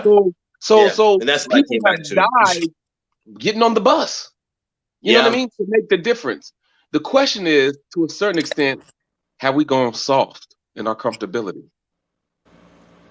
Well, that's why I asked about that conditioning, about, telling the young brothers to essentially be fearful when they step out in these streets. Like I said, we've seen some examples, man, where brothers have just made a decision like, hey, they had enough. Like I wish I could have had the video, but I saw a video, man, of a brother. So a cop was trying to arrest a young lady. I want to say it was in like New Jersey or something, man, trying to say that she was driving a stolen car. And it wasn't even accurate, man. She had all her paperwork, all her registration, insurance, title, all of it. She had it all in the car. And it's like the cop was still messing with her. And I'd never forget, the cop was looking all through the car, man. And, you know, my man's daughter, his little baby, was in the back seat. And I'll never forget the brother. He pretty much ran up on the cop and told him, like, man, my baby in the car. You ain't going to be all up in the car with my baby in the car. He fronted the cop off, man. And before you know it, the cop was backing up.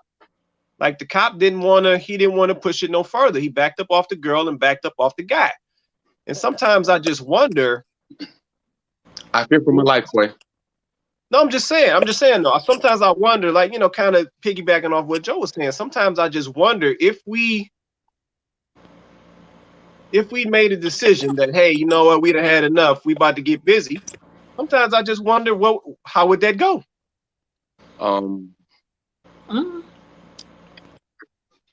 I can tell you from personal experience, but I feel like it's kind of 50-50. Very interesting question. Wait a minute, Peter. What do you mean it went 50-50? We'll just say sometimes I went to jail, and sometimes that motherfucker got back in his car and backed off. Okay.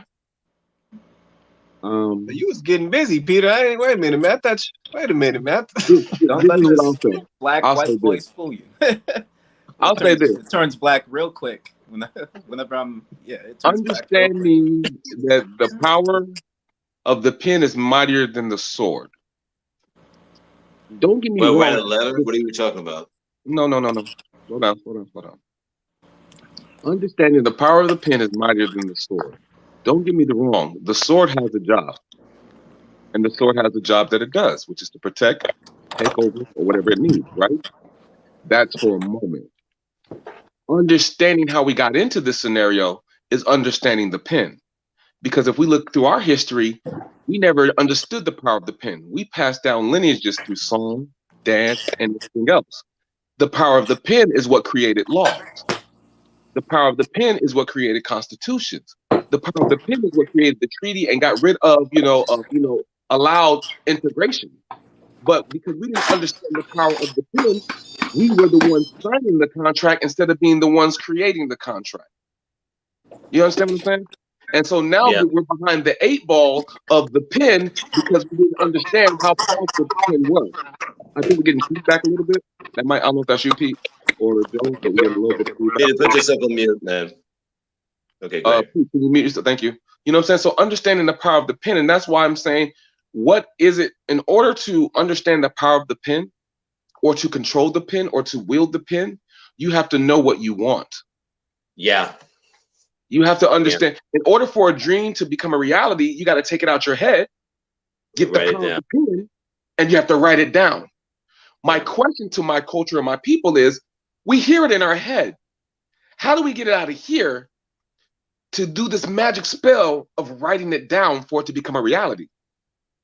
Because once we get it out of our head and we get it onto the paper, we can organize it from long-term goals to yearly goals to monthly goals to weekly goals to create some type of structure or checkoff list to get to the ultimate long-term goal that we want. A navigation system doesn't work without coordinates. Right. So my question is, where are we going? And without the coordinates, we're not going to be able to get to where we want to be. But once we get the coordinates, getting everyone on the same page to allow the coordinates to take us to where we need to go. Now, the problem is when you're on a road trip and it's a whole bunch of people in the car, somebody got to use the bathroom. Somebody want to get some food. Somebody want to get this. Somebody wants to get that. So when you have all these distractions, it takes you from the road trip and it allows it to become a lot longer than what the trip needs to be. So the question is to my people is, how do we create something, get focused on this road trip without a whole bunch of distractions, without someone who's supposed to be the hand trying to be the head trying to be the foot trying to be the heart. Everyone has their own role to play, but I want to be Joe. I want to be Peter. I want to be Kwesi. That's not how this formula works. Everybody's role is important. Sometimes you might not be in the think tank part. Sometimes you might be donation. Sometimes it might be showing up and giving. Sometimes your role might be whatever your role is. But you have to do your role purposely, because understanding the greater good of this project is not about you. And I look at it, Joe, and you can understand what I'm saying when it comes to film. Yeah, When it comes to making a film, everyone has a role, right? Right. And for the film to come to life, right? So we hire all these different people in all these different walks of life to create this film. Now, when the film comes out, guess what? No one cares. No one cares about how you created the film. Nobody cares who did what job or whatever else. The only thing they care about is the film good. Yes. You see what I'm saying? And so the future is the audience. The future only cares about, did you do what you needed to do for the future to be better? You see what I'm saying? So my question is, how do we constructively come together? Because Man United can accomplish anything with taking these thoughts from here, putting it on paper, and coming up with the long-term goal, the yearly goals, the monthly goals, the weekly goals, to the daily goals, to construct a pattern for us to move forward to create the change that we want. We have to understand the pen. We are losing this battle because we don't understand the pen. And before we get to the pen, we got to understand who the hell we are. Before we can understand who the hell we are, once we understand who we are, we got to understand what we want. So understanding who we are, what we want, how we going to get there. And this is how we're going to break it down. And this is how we're going to execute. That makes sense. Yeah. So yeah, we gonna. How do you feel like you would execute that? That for Los? Yeah, King. How do you feel like you would execute the plan? Like, I just said it, but I would create a think tank. I would get some think tank, because it's not about a Los. Who am I? I'm a small nugget, and I'm a small cog in this big machine. So I would never make it about me. Pac said that he only wants to be the spark to the flame. So I'm only trying to be the spark to the flame to a bigger idea for the better future for my children. It ain't about me. So it ain't about what do I think about. It's what I'm saying is, I think we should create a think tank. okay. Look at, because here's the thing. We know that there's a system out there in place right now. Yeah.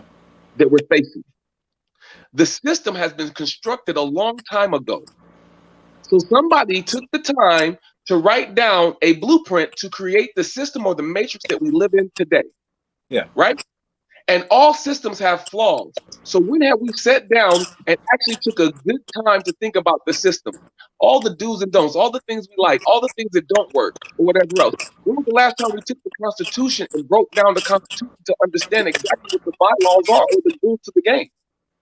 How can you win Monopoly if you don't even know how to play? So we need to create a think tank to understand the system that we're facing so we can become the antivirus to the system.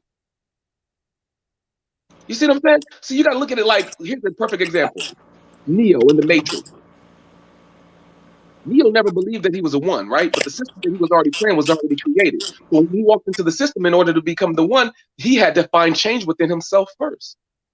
There was different levels. Neo got tested in different type of ways. He got tested by a woman. She had a red dress on, and the woman turned around. She had a gun to his head. He got tested by his job. Was he willing to give up his job to get the change that he wanted? He got tested by agents when he had to stand in front of an obstacle and fight an obstacle that he didn't believe that he could beat. But the thing about the obstacles, the obstacle really wasn't the obstacle. The obstacle was just a real challenge for himself to find him, to be able to crack the code to the matrix. We haven't cracked the code to the matrix because we haven't took the time to look at ourselves, to crack ourselves. Once we crack ourselves, we have to crack the understanding of the different levels of distraction that's in front of us to keep us from the ultimate goal to become the antivirus to the matrix. See, we know what the system is. We complain about it every single day. We see the flaws in the system. We see the Capitol building being stormed. We see this building being stormed with guns. We see us being shot dead in the street. We see people getting a white college student rapes a black girl who's drunk, but because they say he's a good person, that he doesn't get the same type of crime that a black person would if he raped a white woman. We see all these different things. We see all these loopholes. We see all these different tax breaks that, people are allocated to that we have no clue, right? We have to become more educated. We have to understand that this system that we're living in, because if America is a business, that means the business has an SOP, which means it's a standard operating procedure. We have to understand the standard operating procedure of just not America, but of real estate. We have to learn how to play Monopoly, because they've been understanding how to play Monopoly a long time. You see what I'm saying? We have to start studying them, because I'm damn sure they study us. What do you think cookies are in your computer? They're studying your habits. Why is it that Joe says, you know what, I'm going to check out colleges, and next thing you know, he got 1,000 pop-ups for colleges. Yeah. They've been watching you. They've been watching us. They've been watching me. The question is, if everyone's sitting here watching me, who the hell am I watching? What have I been paying attention to? Or have I just been walking around this thing lackadaisical and not even understanding that someone's been watching? Remember that old school Joe? Joe, I know you're going to remember this song. I got a feeling somebody's watching Yes, me. yes, And I ain't got yes, no yes. privacy. Whoa, whoa. Yeah. That is real. Yeah. Yeah. That is real.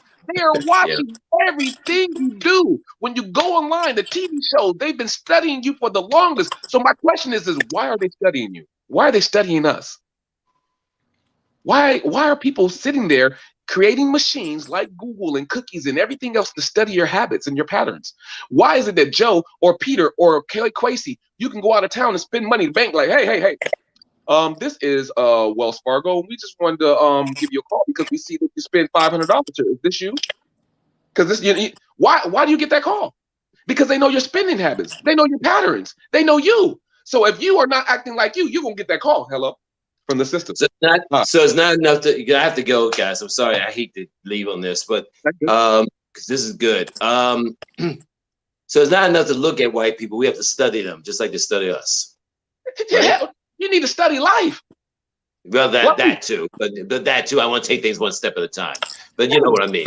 Yeah. Of course, you got to study white folks. They're studying you. Yeah.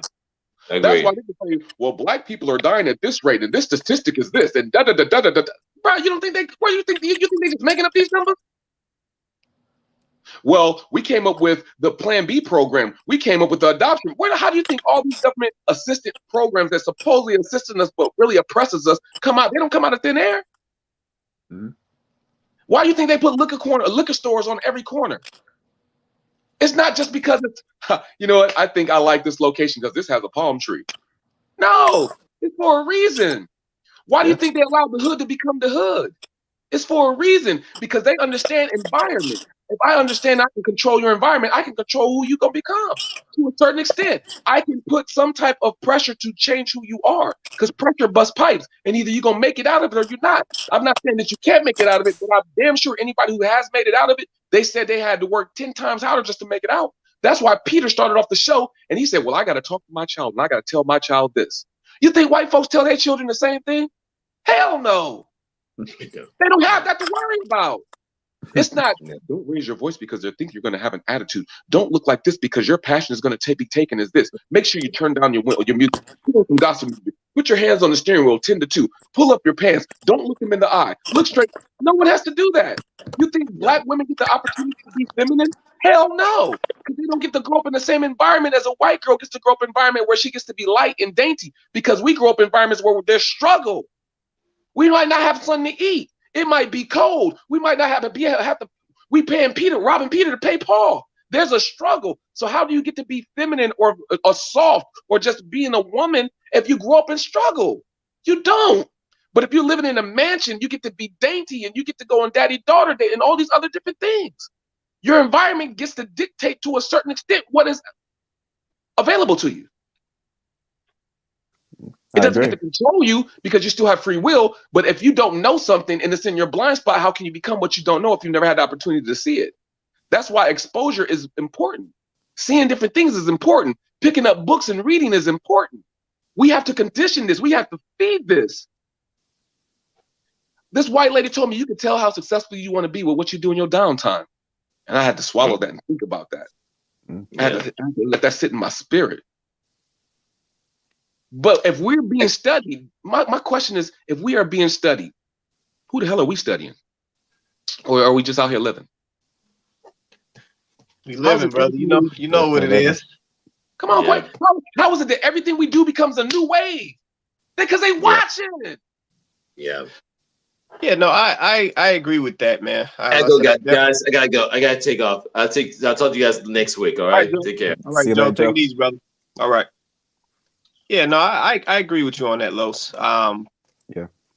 Like I said, we definitely can change it. But I just know, man, like I said, just looking at a lot of the stuff I see, a lot of the posts that I see, A lot of folks, man, they just don't see a problem with it, man. Like it's become normal. We've normalized the mistreatment.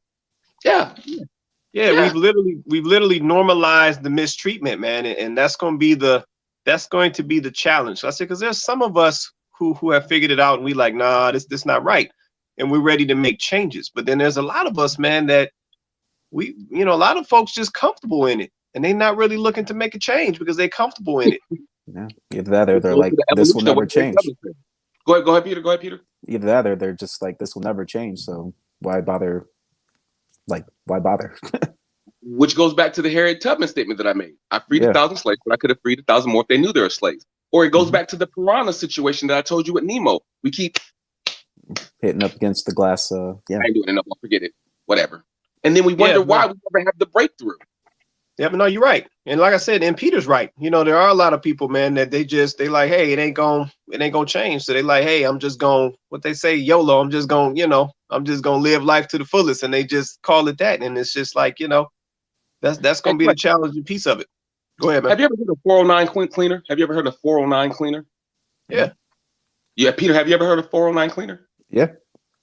You know how it got its name? No. Quay? No, I don't.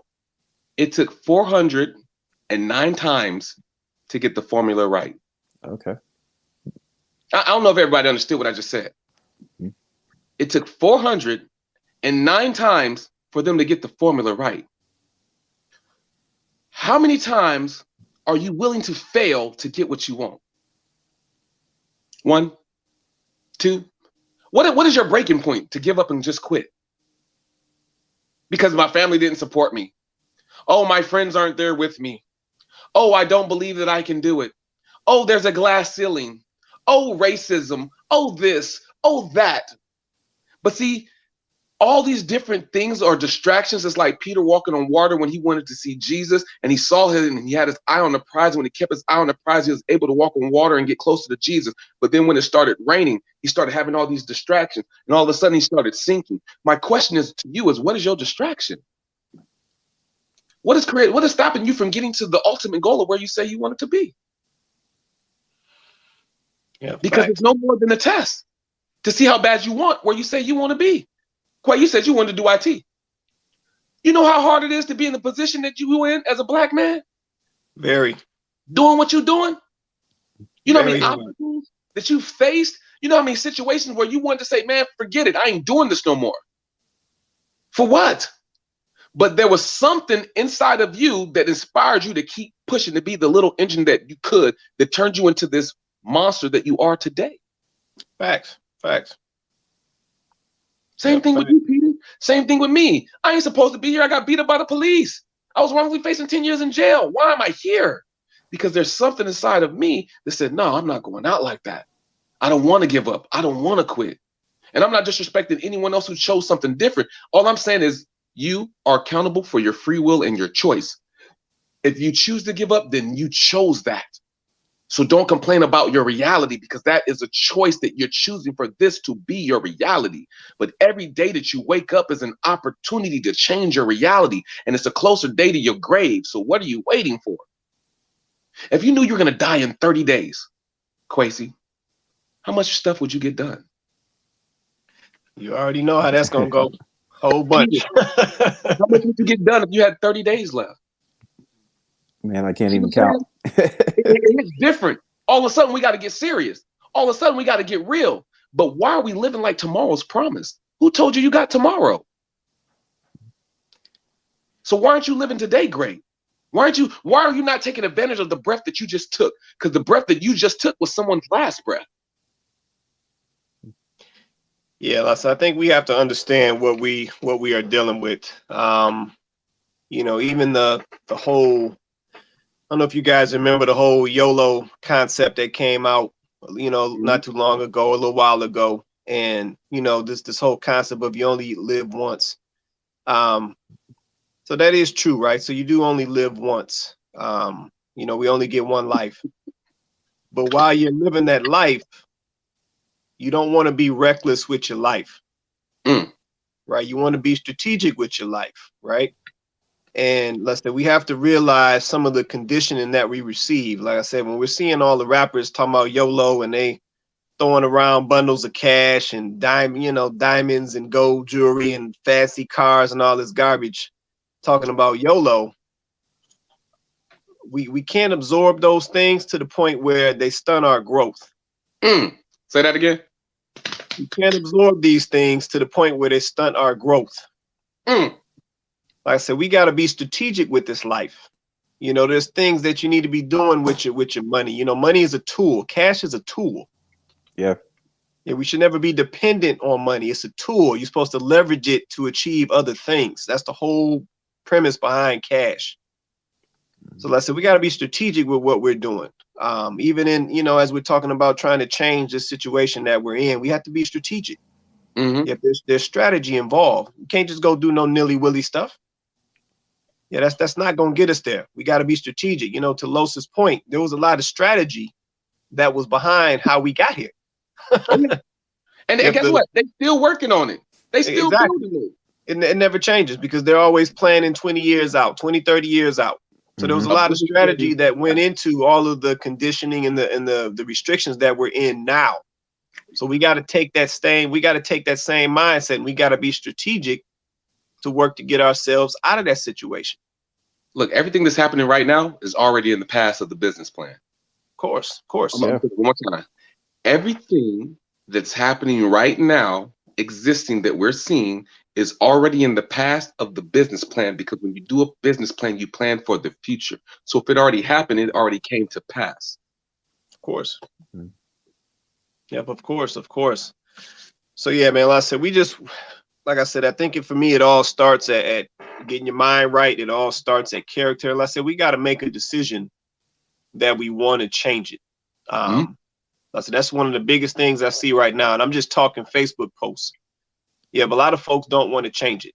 And we got to make a decision that it needs to change collectively.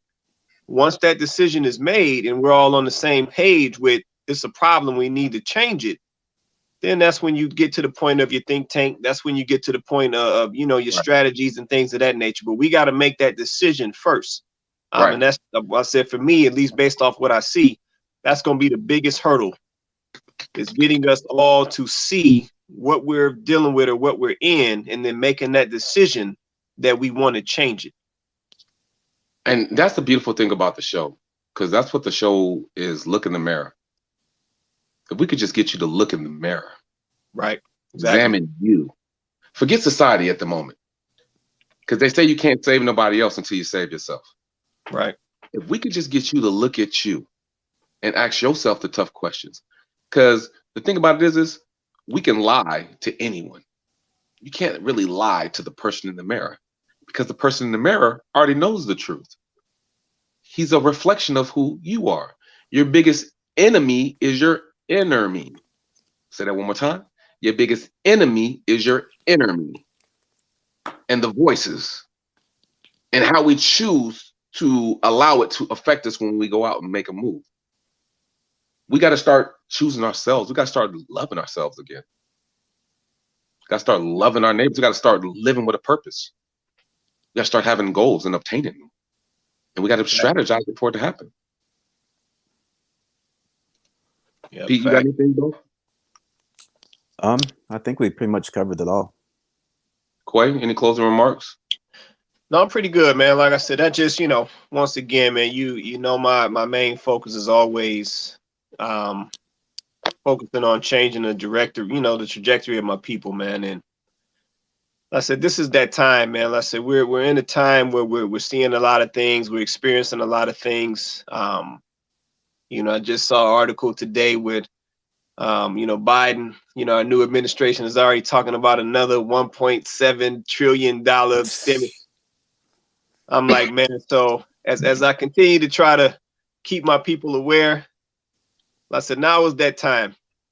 Like I said, we've had way too much stimulus, so I know some stuff is coming. So now is that time where we got to start making some decisions, on what needs to change for our well-being so that we can move forward on an upward trajectory. Right. Yeah, I'm gonna leave it at that. You know, be aware of what's going on, pay attention to what's going on. Don't get caught up in all this nonsense we being fed across these media airwaves. Just Say that again. Say that part again. yeah, Say that part again. don't get caught up. Just special PSA to my people. Don't get caught up in all of this nonsense that we being fed across these media airwaves. That's What just you real think that talk. agenda is, Clay? What you think that agenda is from the media? What you think they doing? Man, keeping distractions in play, controlling your thoughts, controlling your emotions, and just keeping you off your square, keeping you off balance. Instilling fear. Yeah, as long as that's happening, they can do all types of stuff in the background. So that's it. We just need to be aware. Say that again. Say that again for the people in the back of the church. Yeah, as long as those distractions are working, they can do all types of stuff in the background, which that's what's happening right now. So, like I said, I just want people to be aware, and just like I said, this is now that time to focus on what we need to be doing going forward and what's important. So I'll leave it at that. And shout out to Nikki Nicole in the comments. I appreciate that. That's that agreement right there. Shout out to Marty Bolger, and shout out to Lamika Nicole Brewer Crumby for checking us out in the comments. All right, go ahead and do your thing, Los. White privilege. White privilege. I understand why there's white privilege. And I'm not mad. I just understand. And the reason why there's white privilege is because if you're the ones who created the contract, which is the Constitution, then you're going to write it with yourself in mind. And you're going to benefit from what you wrote because you were writing it from a perspective of self-preservation, right? The fact that you try to deny it, though, is what bothers me. The fact that you try to sit there and act as if I'm supposed to be ignorant to the fact that there's a difference between how we're treated. And the only time we see the reality of the truth come out is when you're treated how you think that we're supposed to be treated. Jane Doe, or Diane, is it Jane Doe? Oh, no, not Jane Doe. I forgot the young lady's name. She did the Oprah show. She did a test in this auditorium, and she said, how many people think white privilege is not real? No one raised their hand. She said, okay, cool. How many people want to be treated like a black person? To a whole white audience. And no one raised their hand. She says, that right there shows that you're racist. That right there shows you that you know that there's a difference, but you don't want to speak about it. See, I'm not sitting up here calling all white people racist because, like I said before earlier in the show, there's black people ain't never freed black people. Let's not be fooled. One, we were a return on investment. There's a formula: assets plus liability equals owner's equity, right? So as a slave, you're an asset. At the same time, if I have to feed you, take care of you, nurture you, that's a liability. That takes away from the owner's equity. So if I free you, where are you going to go? Now you're no more a liability. You're just an asset, which gives me a bigger return on investment for my owner's equity. So don't think that when we were free, it wasn't a money move. It was definitely a money move. Because if you have nowhere to go, you're going to return to me and work for free. And I'm going to make more off of you. So it was a money move, of course. That's part of privilege. That's part of how America was built. That's part of the difference in white privilege. That's the difference in the schools. That's the difference in the textbooks. That's the difference in the colleges. I'm wrong? So you're going to sit here and tell me there aren't colleges that teach you how to work for a plantation and other colleges that teach you how to manage a plantation. And what I mean by plantation is a business. Some people teach you how to go work for a company. Others teach you how to run a company. There's a difference. There's a huge difference in treatment when you can storm a Capitol building, federal buildings, any type of building, and come out okay and smile and live to tell the tale. But if I get pulled over because one of my lights are out, or because you think I didn't stop all the way to the stop sign, and you fear for your life, how are you the one in fear and you're the one with the gun? Right. I don't understand that. I know as a soldier, there's the Geneva Convention Code. And if I break that code, then I can be treated as a terrorist. Okay. So if you storm a federal building, making threats on the government and their lives, that's not a terrorist actions. But Obviously, if you have white, it's going to be different because the results were different because people lived to tell about it. People are getting out on bail already. The consequences are different. Now, to all my counterparts who are white and they have the privilege, and there's always the question, how can we help? Continue to use your platform to make a difference. Don't just speak about it when you're around me. You have to make the tough decision, you have to make the tough decision to speak about it when you're around a room full of white people. Who will you be then? It's easy to be in a room full of black people and say the right things for acceptance, or in that moment you feel, hey, this is right. But when you get around your white friends and you hear racist remarks, racist jokes, differences, and everything else, or you see it online, you see it on television, all of a sudden you become silent. So we don't need you to be pro-black when it's time to be pro. We just need you to be human. We just need you to have ethics and morals about what's right, and what's right is right and what's wrong is wrong. And if you are out here, Mr. President, and you're saying that there's a difference, no problem, Mr. President. Thank you for that. That's why I love it. I love everything that happened because it only brought to the forefront the difference in how we're treated. And now that we know that there's a difference, the president acknowledged there's a difference. Now it's time to hold his foot to the fire and say, Mr. President, even your grandbaby knew that there was a difference. What are you going to do about it? Not just for yourself, but for the environment that you want your grandbaby to grow up in. Will you continue to perpetuate systemic oppression, racism, black people being killed, white privilege? What will you do about it? And that's my question. And then to all my people, I want to end this with this question for you guys. Same way I end the show every single day. You ready? If you died today, would you get an A+ on life's report card? And only you know the answer to that question. But if not, and God blesses you to see tomorrow, you better live like it's extra credit because tomorrow's not promised. We're all 6 degrees of separation from loving each other, from getting along, from making a difference. Every day you wake up is an opportunity to change your life, but it's a closer day to your grave. So what are you waiting for? Stand up. Stand for something. Have a purpose. Kill your ego. Let's come together. Let's create a think tank. Let's unite so we can know what we want. Because we can't create the change that we want if we don't come together. Have these coordinates to put in the navigation system to get to where we need to be. We can't create long-term goals, monthly goals, weekly goals, daily goals if we don't know what the hell the goal is.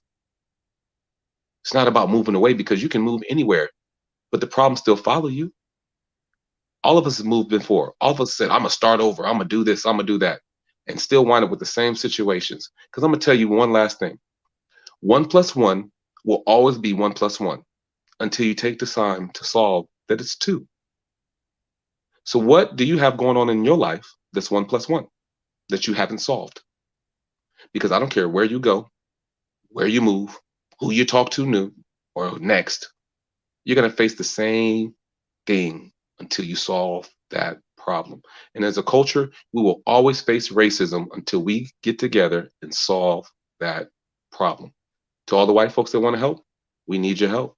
To every other color in the crayon box, we need your help because this affects all of us. This whole circle of life, it affects all of us. So that's why we invite you to our show. We invite you to share. We invite you to bring a friend, and we invite you to enlighten us with your opinion and with your voice, because your voice are going to touch people that we can't touch. Because I know unity is the key. Love is the key. So let's get to loving each other. Let's get to coming together. Let's let's start making a difference. This is our show, Look in the Mirror. I'm your host, King Jacquel Martin. My co-host, Kwesi Price, one of our amazing panelists, Mr. Peter. We love you guys. Share, like, bring a friend, and subscribe. Let's go Lakers! Y'all thought I'm talking about LeBron James? We worried about James Harden going to the Nets. LA, baby, we gonna win another chip, baby. AD, baby, that's what we do, baby. Ah! All right, man. Let's get shout out to everybody who joined us tonight. Let's say Marty Bolger, Lanique Nicole, Lamika Nicole, Nikki Nicole down in the comments. Appreciate you for showing some support. I said everybody who watched us on the live. So once again, this is Look in the Mirror, the conversation, and let's say definitely share, like it, subscribe, share it out. Let's say, help us grow the platform and get the message out, as we look to help, change our trajectory. Let's say, and just get folks to look in the mirror and just, make some changes so we can move in the right direction. So let's say shout out to you, Peter. Shout out to Joe, who was on the show earlier. Wow. And man, we're gonna one last thing. If Go y'all ahead. have any platforms that y'all would love for me and Quakesy to come on, speak on, talk on, speaking engagements, anything, we would love to Zoom calls, StreamYard calls, whatever platform that we can get out and talk and get this message out. We would love to use y'all platforms. For my white people who have platforms that want to feel like they want to help, and what can they do? Give us a platform to speak on. Help us let this opportunity grow. This is how we create the change. It starts with one idea, we put it into motion, and then we get it out to the people. So we need your help getting it out to the people. So we look forward to working with anyone who has those right goals, the same goals, the right heart, the right mind frame, the right energy, the right frequency. We look forward to working with y'all, because this isn't happening for no reason. This is the reality. And the question is what are we going to do with it? And how far are we going to push it? Or are we just going to, it ain't going nowhere, we're not getting no views, and just stop? No, we're going to break through the threshold because we choose to. And with your help, we can just do it a lot faster. But it's going to happen one way or another. We look forward to you guys. We love you guys. Thank y'all. All right, let's say with that being said, shout out to you, Peter, and let's say shout out to everybody in the audience, and let's say we'll catch you guys next Thursday, 9:30 Eastern Standard Time and 6:30 Pacific Time. But once again, this is Look in the Mirror, the conversation, and everybody have an awesome night. Shout out to Go James and the Lakers. Shout out to Ryan